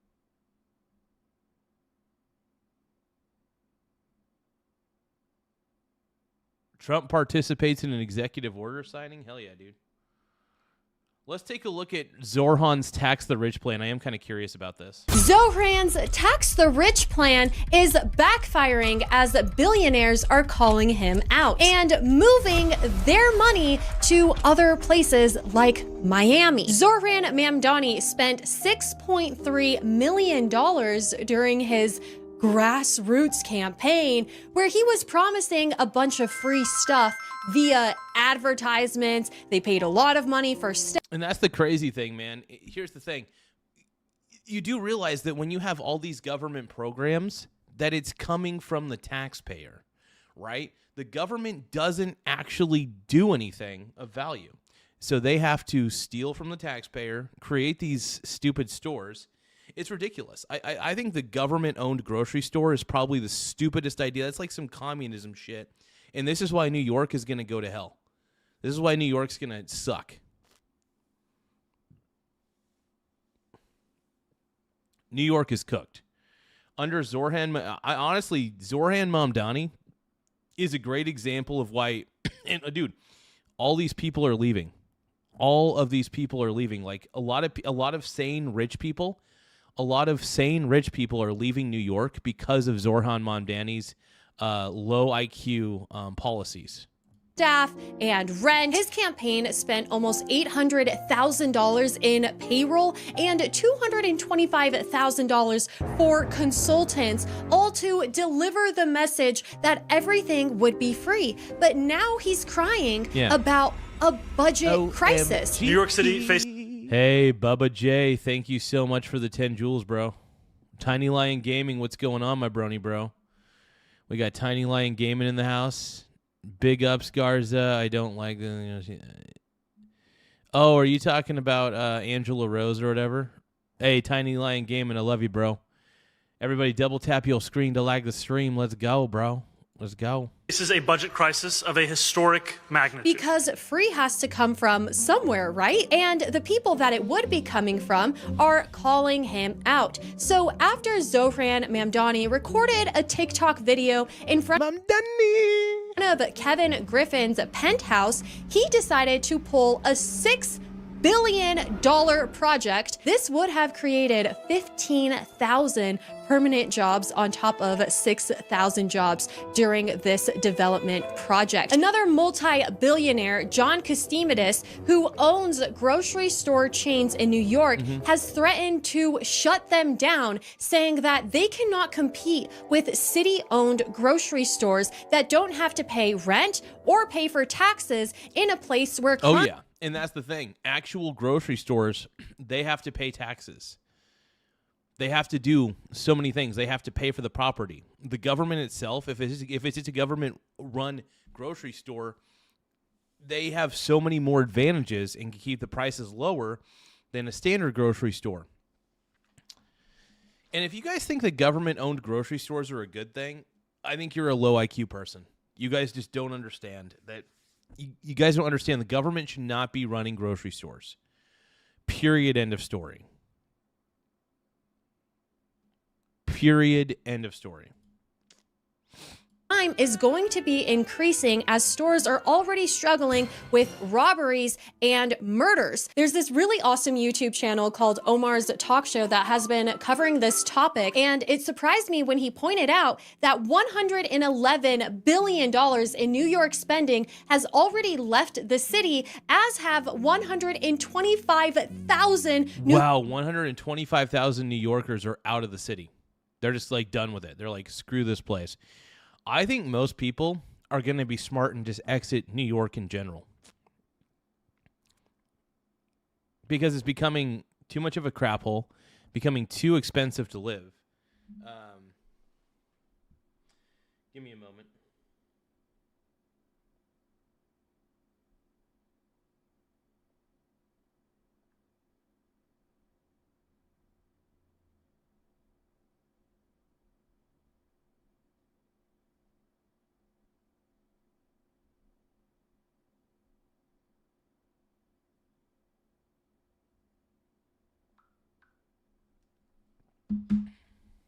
New Yorkers taking their $14 billion in income with them, and along with this, 5,000 businesses. And I agree with Omar that this affects the entire country because they use New York. So this person's saying that New York salaries are crazy high. No one is giving that up. Yeah, but what's the point of having a super high salary when your rent is super high?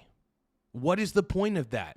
Hopefully, if the okay, here's the thing: if the salary for working in New York is way higher than the cost of living in New York, then fine, stay in New York.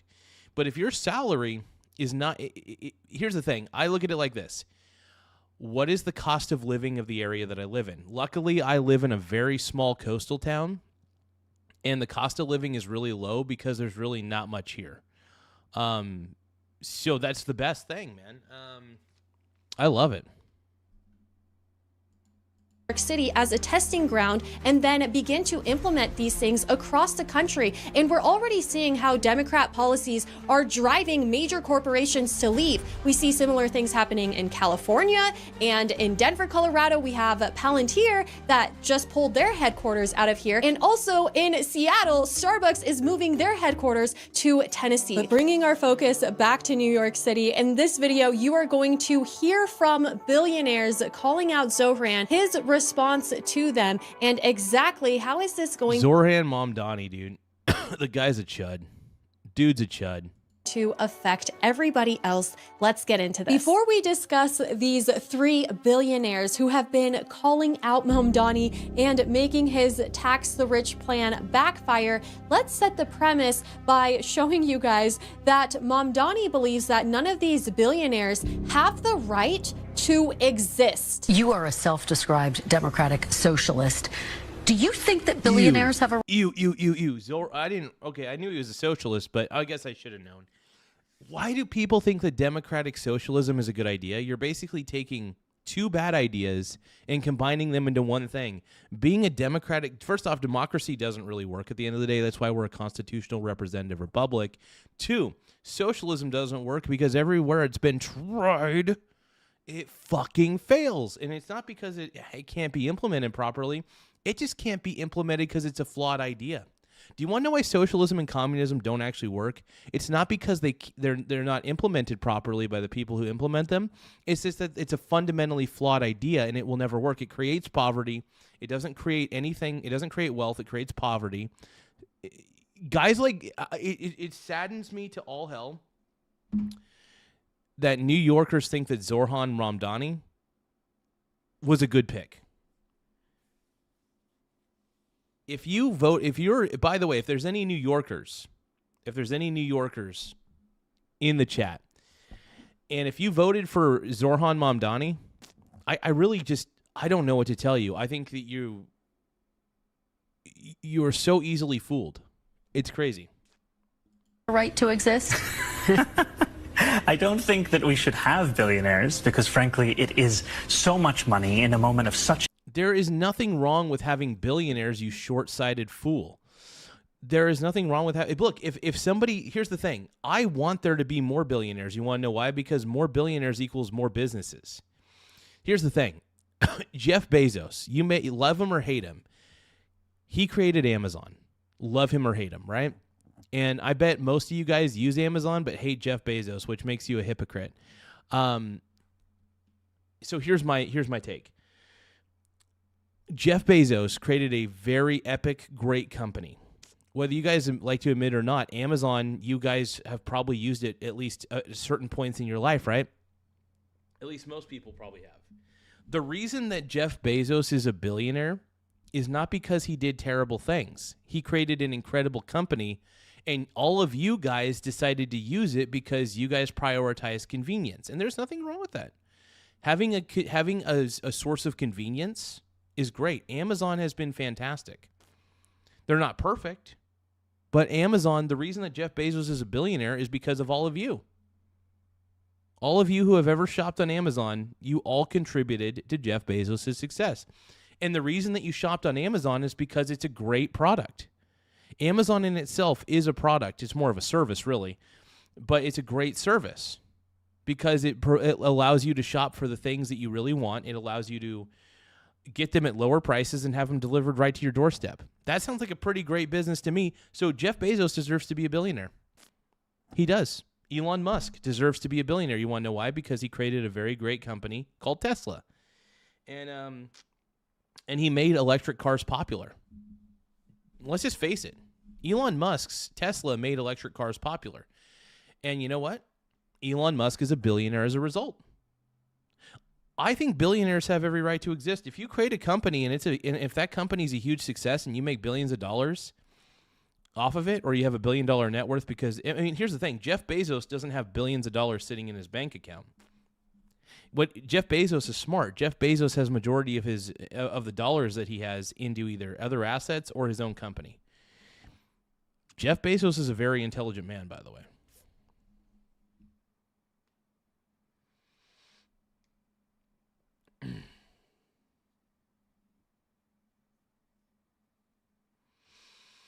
So yeah, no, for Zorhan Mamdani to say that, oh, billionaires shouldn't exist. Well, here's the thing. Human beings need incentive to do things, right? Human beings need incentive to do shit. So do you think, I'm pretty sure it was Jeff Bezos' goal to become a billionaire. Probably. Maybe a millionaire. I don't know. When he first started Amazon, that might have been the case. Look, these guys, in order for innovation to succeed, there should be no cap on wealth. No cap on wealth. If people become billionaires, fine by me. It's because you all decided to use their product. If you all decide to use the product and somebody becomes a billionaire as a result, that's not on them for becoming a billionaire. It's on you for using the product if you hate billionaires so much. You know what I mean?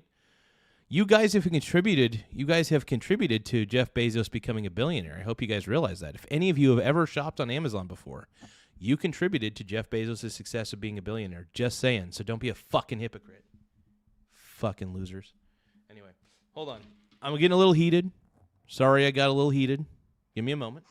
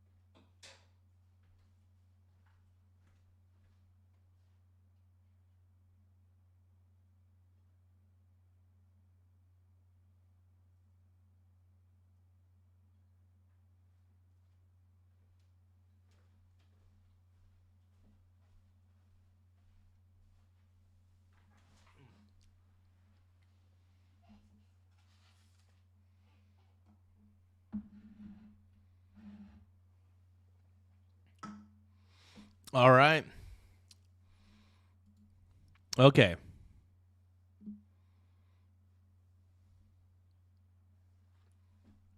Now let's keep watching Zoran Mamdani be a chode.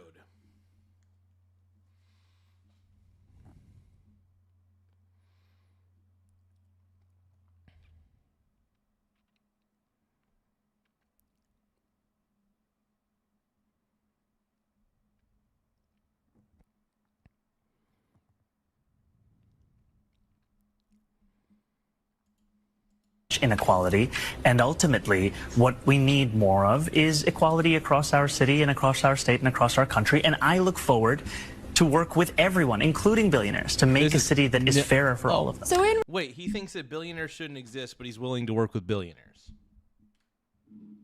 Are you kidding me? If I was a billionaire, I'd be like, I'm getting out of here, dude. I'm taking all my businesses. All my businesses. I'm taking them all. I'm taking them all out of here, man. That's what I would do. I don't really want to be a billionaire, to be honest. I just want to be a millionaire. My goal is just to keep investing and have a good time. It's really the end goal.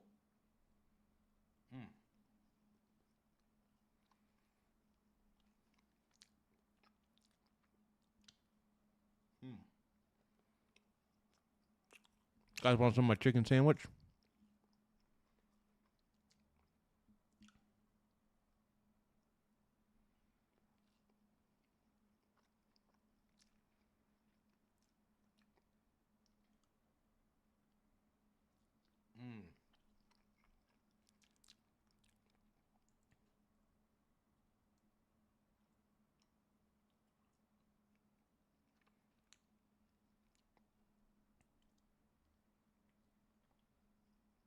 Wow.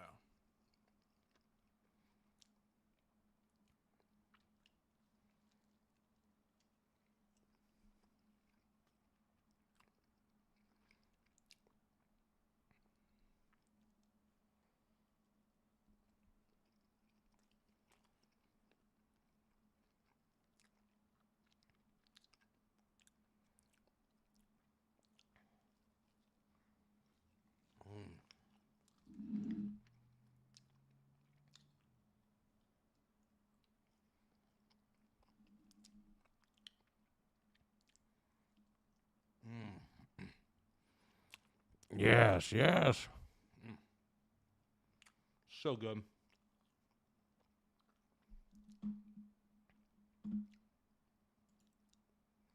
In response to that, these billionaires are basically saying, well, you don't have the right to our money. Let's go ahead and begin with Bill Ackman, who gave $1 million to Hell yeah, dude. Hell yeah. Zoran Mamdani's a piece of crap. anti-Mamdani super PAC. Good. Bill Ackman's a smart man. He knows that communism sucks. So anybody who's against Zoran Mamdani, good. He's gonna, dude. He's just like how Gavin Newsom ruined California. Zoran Mamdani is going to ruin New York City. To try to keep him from getting elected. And before he was even elected, Bill has been super outspoken against him. So Bill was actually born in New York in a town called Chappaqua, not really sure, but he went to Harvard, got his MBA, and raised $3 million to start Gotham Partners. Everybody give a shout out to Annie. Thank you so much for the Stay Hydrated for 550 joules.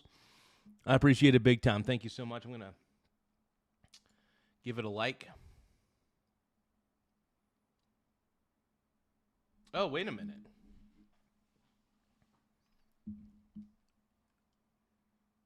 I already reached one of the gift goals. I forgot about that. Did I follow through with it, though? Thank you for the Stay Hydrated, Annie. I want to make sure I followed through with my gift goal, though.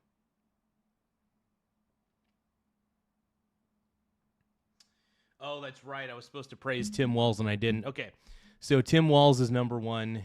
Tim Walz, oh, God, I can't even say that with a straight face. I just can't. Do you guys want me to praise Tim Walz for a bit? You guys want that? I don't know if I have it in me, but I'll try.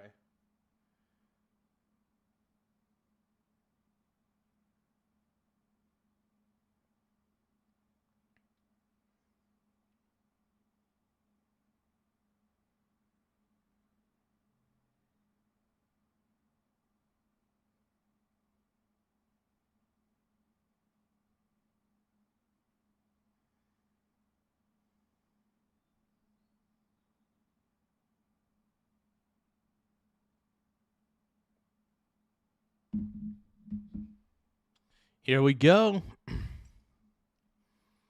Here we go. Here we go. Here we go. Now 1. Nothing wrong with me. 2. Nothing wrong with me. 3. Nothing wrong with me. But now here we go. Thank you guys. I appreciate all the gifts. It really does help the channel out in a lot of ways. You guys are amazing. But yeah, we got to talk about Tim Walz. Tim Walz is the GOAT. Tim Walz is the man. Tim Walz, even though he didn't do anything to stop the fraud, Tim Walz saved us from the fraud by allowing it to happen, I guess. I don't know how that works, but because Tim Walz, allowed so much of that fraud, we were able to prosper. Allegedly.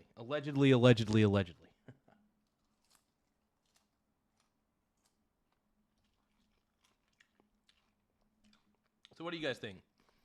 Do you guys think that Tim Walz started a little too much fraud? I want to know what the consensus is. What is the consensus here?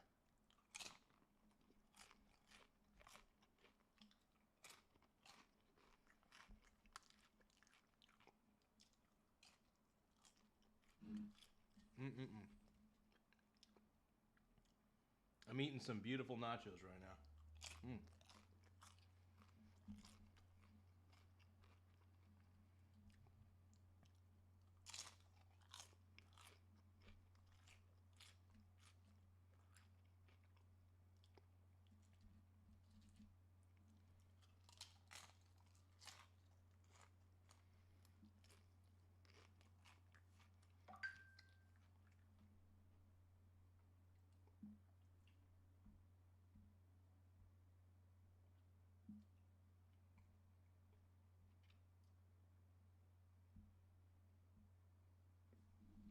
All right, let's keep going, man.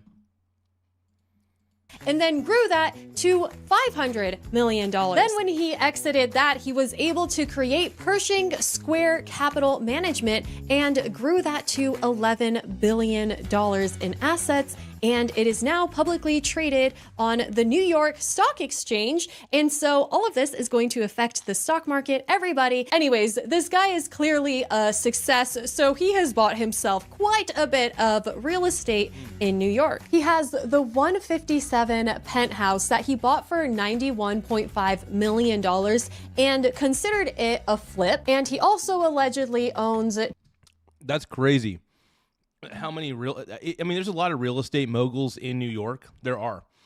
So, and by the way, of all the people to elect as your mayor, there are lots of billionaires who own real estate in New York. When Zoran Mamdani ran, he ran basically an anti-billionaire campaign. He doesn't think billionaires should exist. So billionaires are thinking to themselves, yeah, we don't want to give you any of our money, so we're exiting out. A lot of businesses are leaving New York City, and rightfully so. The guy is he says he's a Democrat socialist. Democratic socialism is the most low IQ idea ever invented. It is so fucking low IQ. It's taking two shitty ideas and combining them into one. 2 duplexes that he bought for a grand total of $22.5 million, but he recently sold one of those duplexes for $9.4 million and lost $4 million on that sale. Bill's company operates in the Upper East Side of New York, and so he is somebody that claims that he will not leave New York. All of his things are there, but he claims that it will make many other wealthy people leave, and he's trying to prevent that. When the news came out that Bill gave $1 million to an anti-Mamdani effort, Zohran said, TFW, your 1,000-word tweets aren't working. And Bill replied, why don't we have a conversation instead of posting back and forth and discuss the real issues that matter to New York City? And this seems like a commonality with Zohran and other people on the news. Recently, Zohran went on the news and got called out. New York, for high earners in New York, rich folks, particularly high wage earners, is the highest tax jurisdiction in the country by far. In the world. There's literally nowhere in the world that the marginal rate on a high income earner is higher than here. And that includes the social democracies of Europe, it includes places that have all sorts of services like you said. So at a certain point, is there a limit, right? Is there some point that you cross where you do start to pay some real economic costs? I don't think that we are talking about that at this time. This is the reason why he doesn't have face-to-face interactions with billionaires or on the news. He just likes to do these hearings where everything is pre-scripted and he has the stage set for himself. Bill has already been paying millions of dollars per property that he owns in New York City. And with Zohran's changes, it would be hundreds of thousands of dollars per property more. This Holy crap, man. And here's the thing. Zohran Mamdani and his whole tax the rich thing, it doesn't work. Here's the thing. If somebody becomes a billionaire, you know what that means? They did something right. I'm sorry, but if your net worth is $1 billion or more, or even millions, there was something that you did that made you more effective, and you created something, usually, 9 times out of 10. Sometimes people get rich off other things. For example, Warren Buffett got rich off of his investments. Granted, but there are people who create very, very successful businesses. And you know what? Starting a business is very risky, by the way. Sorry. Starting a business is extremely risky. So here's the thing. If you end up creating a successful business and you become a billionaire as a result, whether you're in the business of real estate, whether you're in the business of creating retailers or mining, or whether you've started a business mining for gold, I don't know. Whatever the business may be, if it's successful, you deserve to be handsomely rewarded.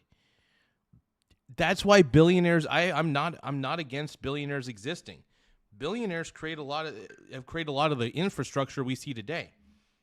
Anybody who invested in Google like 10 or 15 years ago, they're billionaires or they're close to a billionaire. Either way, they're very successful people, right? And honestly, Mamdani is basically saying, hey, if you're a billionaire, we're going to punish you by taxing you more, even more than usual. Right. Taxing the rich doesn't solve any problems. If the common individual knew how ineffective government actually was, they would not want to pay taxes. They wouldn't want to pay taxes. If they knew how ineffective the government actually was, they would refuse to pay taxes. But most people think it's okay for big government to exist, when in all reality it's not.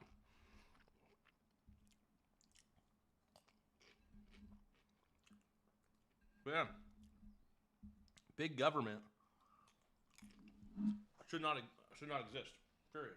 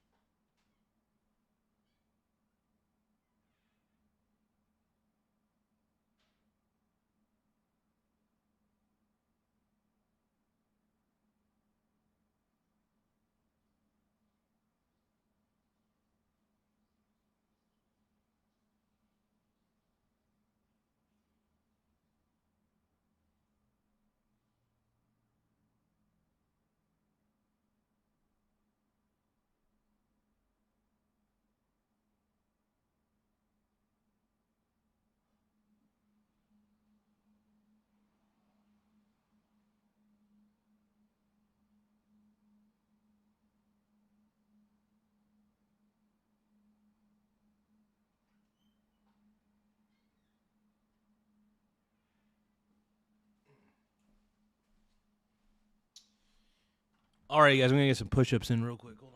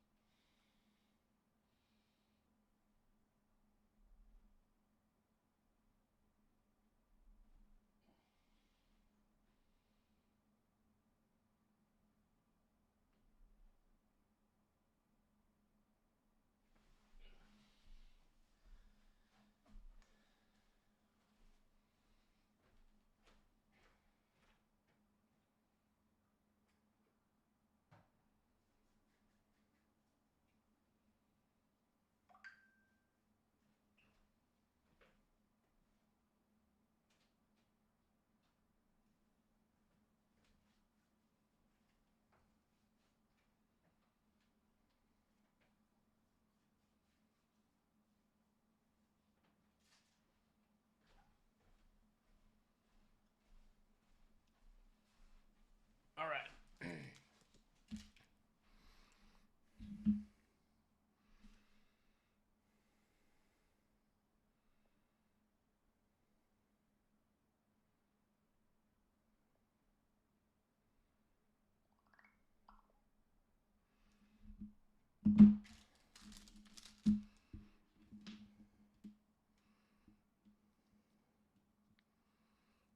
You guys don't forget to tap the subscribe button in the upper right-hand corner. It does help the channel grow in more ways than one. Thank you guys for being so incredible. Thank you for all the gifts, by the way. But yeah, don't forget to tap the subscribe button in the upper right-hand corner. It really does help the channel grow. We're currently sitting at 10,360 subs. Once again, 10,360 subscribers. So don't forget to tap the subscribe button in the upper right-hand corner. Let's keep going. This is how he says it is going to affect everybody else. But it has issues. Okay, where is Mondami right? He's right that we have an affordability issue here. Okay, why do we have an affordability issue in New York? Rent is too high, right? Utility costs are too high. Why is that? Right? The answer is because of policies that he wants to make worse, right? Real estate developers would love to build more apartments in New York. There's enormous demand. Right? Economics, if we increase, there's not enough supply to meet the demand, so what happens is rents go up.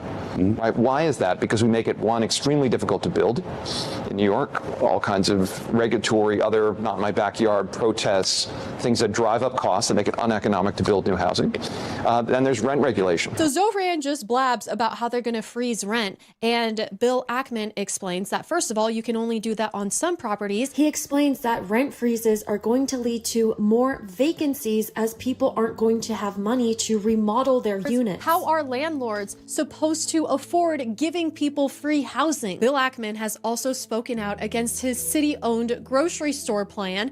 And oh, my boy E.T. is saying, anyone got sparkles? Happy poop yum yums for Garza. If anybody wants to give me happy poop yum yums, man, I'll accept it.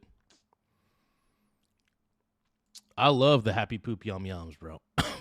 And soon we're going to be talking about the owner of Gristedes and how he says that that's going to affect all local businesses. So Bill says, when has the government proven to be a better operator of any business at lower cost than the private sector? Imagine if every New York City supermarket were run like the Motor Vehicle Bureau. That's a city that they now have under Zohran Mamdani, and it's so sad. Grocery prices are out of control. The cost of eggs and milk has... It's not... Having a government-run grocery store is not going to solve the problem. What solves the problem is keeping the government out of commerce. Keep government out of commerce. Period. End of story. Skyrocketed. Some stores are even using dynamic pricing, jacking up the cost over the course of a day, depending... It's sad that people voted for this guy. It is so fucking sad. I think not only is it a red flag that he's a Democrat, two, it's a red flag that he's a Democrat socialist. Democratic socialism is the most mentally ill concept I have ever fucking heard of. You're taking two crappy ideas and combining them into one. Stupid. on what they can get away with. It doesn't need to be this way. I'm Zohran Mamdani, and as mayor, I will create a network of city-owned grocery stores. It's like a public option for produce. We will redirect city funds. There are so many problems about this. First of all, Dude, Zohran is a fool. the first grocery store that was announced isn't going to be open until 2029. It's the last one that they will open. It's going to be underneath a train that once caught on literal fire. So Zohran is allocating $30 million out of the $70 million budget to building this grocery store from the ground up, yet its location is at an existing building because the other spots are not available for a grocery store. They used to be parking lots or outdoor markets because there's too many columns from the train. And it's also a safety hazard. It's in a very dangerous neighborhood. There's so many problems with this. Who is going to run this store when people in the area who run bodegas? And here's another thing to consider. These government-run grocery stores in New York, I mean, the world is going to, by the way, and it's so funny, nobody has learned from history in any shape. Open up any history book and you will see that government-run grocery stores are a sign of the times, a bad sign. You don't want government to run the stores. In fact, if anything, you know what Mamdani could be doing is trying to lessen some of the taxes on businesses. Lessen some of the unnecessary regulations that stranglehold businesses from succeeding. The problem is the government makes all the government policies, all the government taxes on businesses make things more expensive. You want to know why everything's more expensive? It's fucking taxes. That's another thing. And by the way, you're probably wondering, well, why am I so for tariffs? Well, tariffs are a little bit different. And honestly, like, look, if you overtax a business, dude, small businesses crater due to overtaxation. Period. End of story. And the reason that things are more expensive is because in order to survive as a business, they're going to have to compete with, they're going to have to raise their prices because of all the taxation and all the regulations that stranglehold the business. Now, regulations need to exist, obviously, for certain things, but I'm pretty sure, take a look at the rule books, take a look at the law books, there's a lot of taxation and probably certain regulations that make it very difficult for small businesses to exist. I've always said, the irony is low-key, Democrats don't realize this, but they are pro-billionaires. They're the only party that is anti-billionaire, but really low-key, secretly pro-billionaire, because all their policies actually benefit the Walmarts and the Amazons of the world and kill small mom-and-pop retailers. I'm serious, man.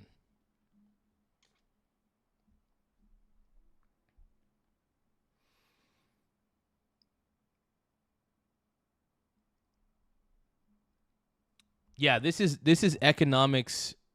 This is bad. This is not real economics, man.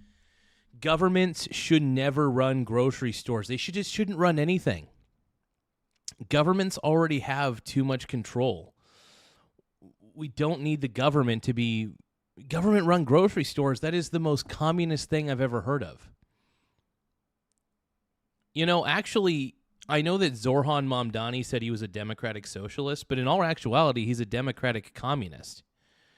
He believes in democratic communism, which is an irony in itself, because communism makes it toward the government's way too involved in the means of production, and democratic means that we get to vote on how involved the government is. I don't know. I just think that Zohran Mamdani is just a communist. He's not a democratic socialist. He's just a pure play communist. And communism fails every fucking time.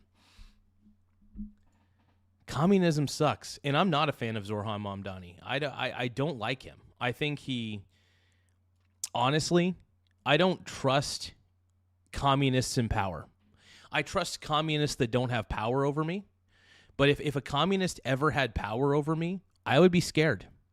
I would be scared because communists tend to lean toward authoritarianism more than anything.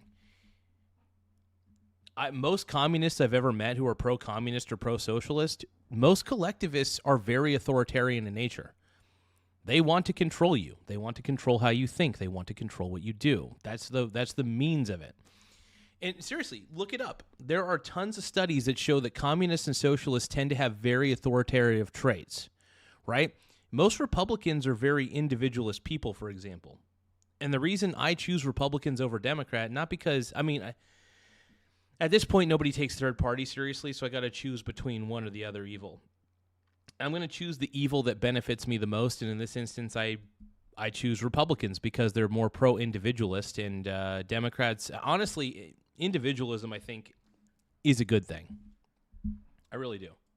Are getting killed. If Zohran actually cared about helping people to afford things, he would tell them, maybe you guys should study the billionaires and how they created wealth, and then you can do the same thing in your life. But instead of... Yeah, that's the thing. I've studied how millionaires and billionaires operate, and I've been able to create my own successful businesses. Simple as that. I was able to create a successful YouTube channel. I was able to create a very successful strategy in swing trading stocks. I was able to create all these different things, all these different strategies, and I like to share those strategies with everybody on my YouTube channel.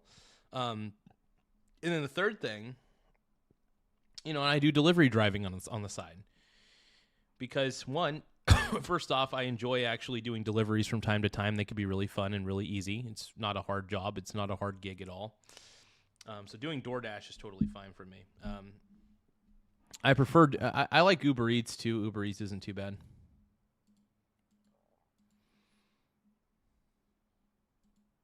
Trying to learn anything, Zohran just wants to steal and encourage more people to steal. Next up, we're talking about Ken Griffin, and this is a big one. I just quickly want to point out that these left-wing lunatics are trying to push this agenda that we should try to revolt or be very hateful to people who are simply successful and living the American dream. So much so that they have teachers like Cole Allen trying to assassinate the president. The CEO of United Healthcare was recently assassinated as well. So this comes from a very dark place that these people are trying to destroy the rich. Zohran doesn't believe that they should exist. That's who we're dealing with right now. And the thing that is so backwards about all of it is the people who are pushing this agenda to hate the rich are people like Hassan Piker. Yeah, the irony is, it's so funny. Hassan Piker hates the rich, yet he's actually a millionaire, last time I checked. So, yeah. I am so sick of these guys who are millionaires going after other rich people. Like, what's the point of that? It's like, dude, guys like Hassan Piker are what we like to call champagne socialists. It's very, very simple. He is a champagne socialist. He benefits from capitalism. Do you know how miserable Hassan Piker would be in a communist or socialist dictatorship, is what I like to call it? He would be miserable. He would be miserable because, in all actuality, he's not really a communist or a socialist. Because, honestly, and people don't realize, people think that communism and socialism is somehow like some sort of utopia. It's a dystopia, dude. It's a dystopian philosophy. Socialism and communism are probably the most dystopian philosophies ever. Capitalism, honestly, is what made America great. It is making America great.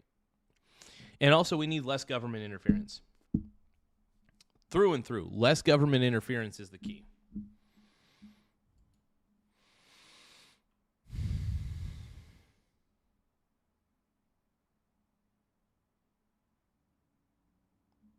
E.T., man, hey, you know what? Honestly, I get it, bro.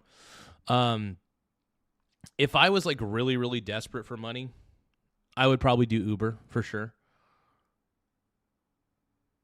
Tiny Lion Gaming says Garza is what makes America great. Thank you, Tiny Lion Gaming. I appreciate you, bro.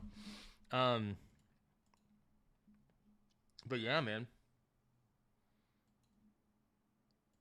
Who take first-class flights or wear really luxury clothes, or even Zohran Mamdani, who was blowing through $6 million for his campaign. So here is Zohran responding to Kevin Griffin's response to the video that Zohran recorded outside of his penthouse on Billionaires Row, which was obviously a personal and very... So wait, Zohran Mamdani is saying that rich people are bad, but he's got a fucking penthouse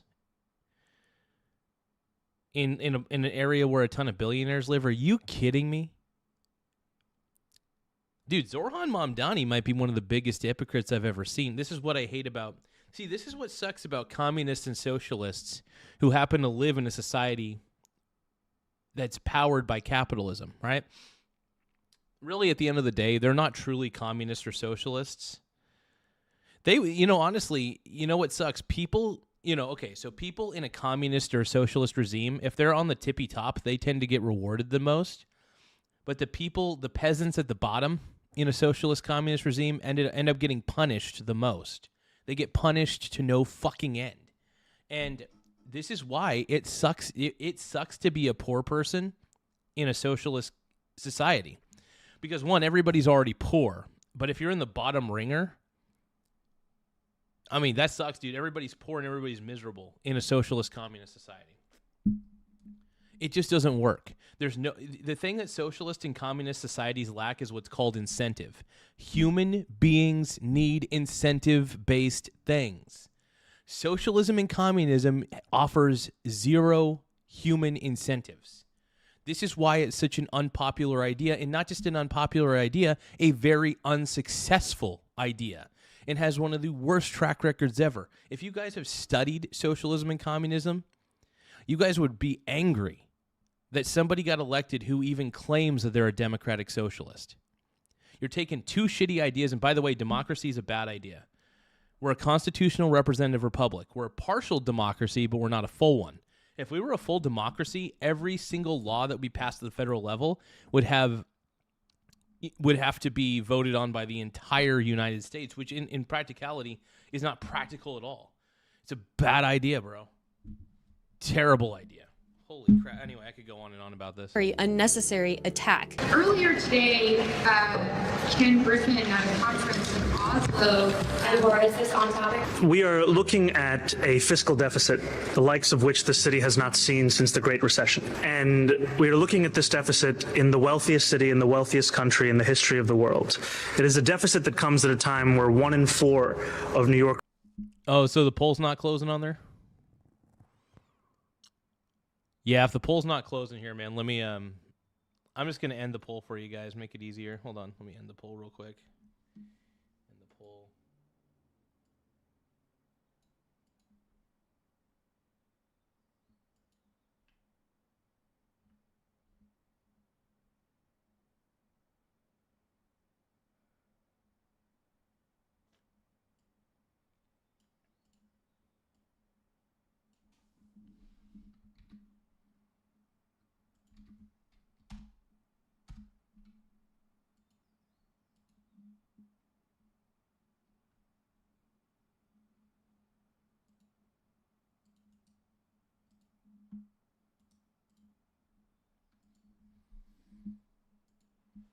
Are living in poverty.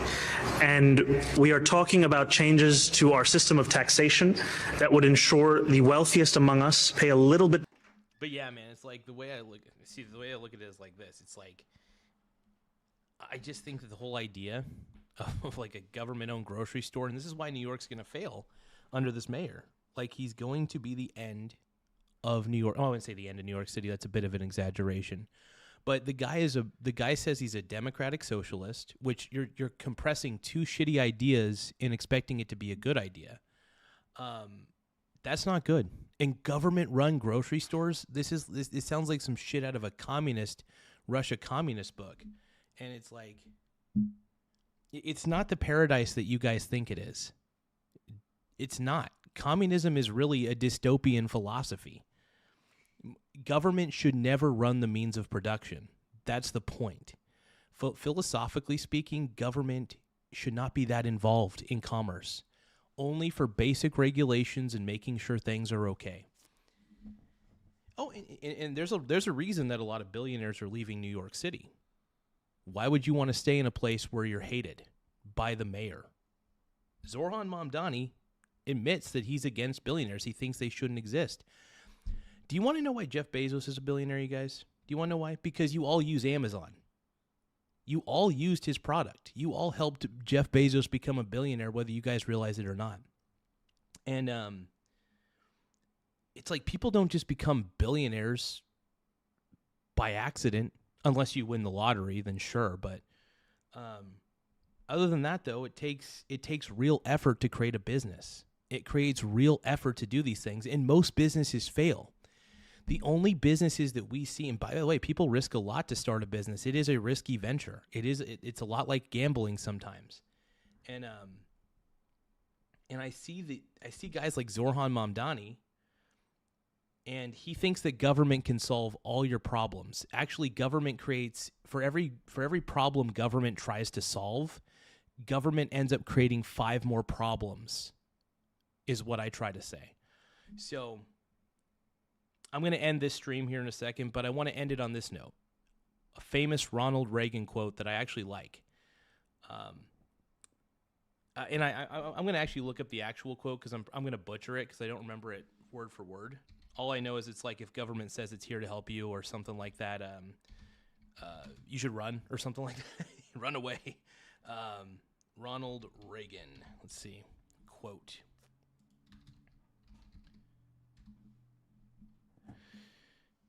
Let's see. About government. About government help. Here we go. Here we go. I'm going to end it on this quote. Maybe a couple of them, actually.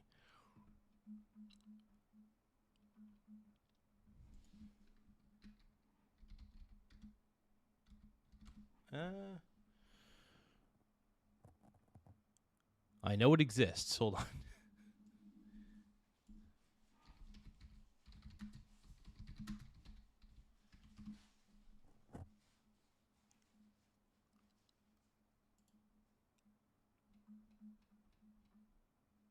It's funny. It's like one of my favorite Ronald Reagan quotes, but I freaking I can't remember it. I can't remember it off the top of my head. It sucks.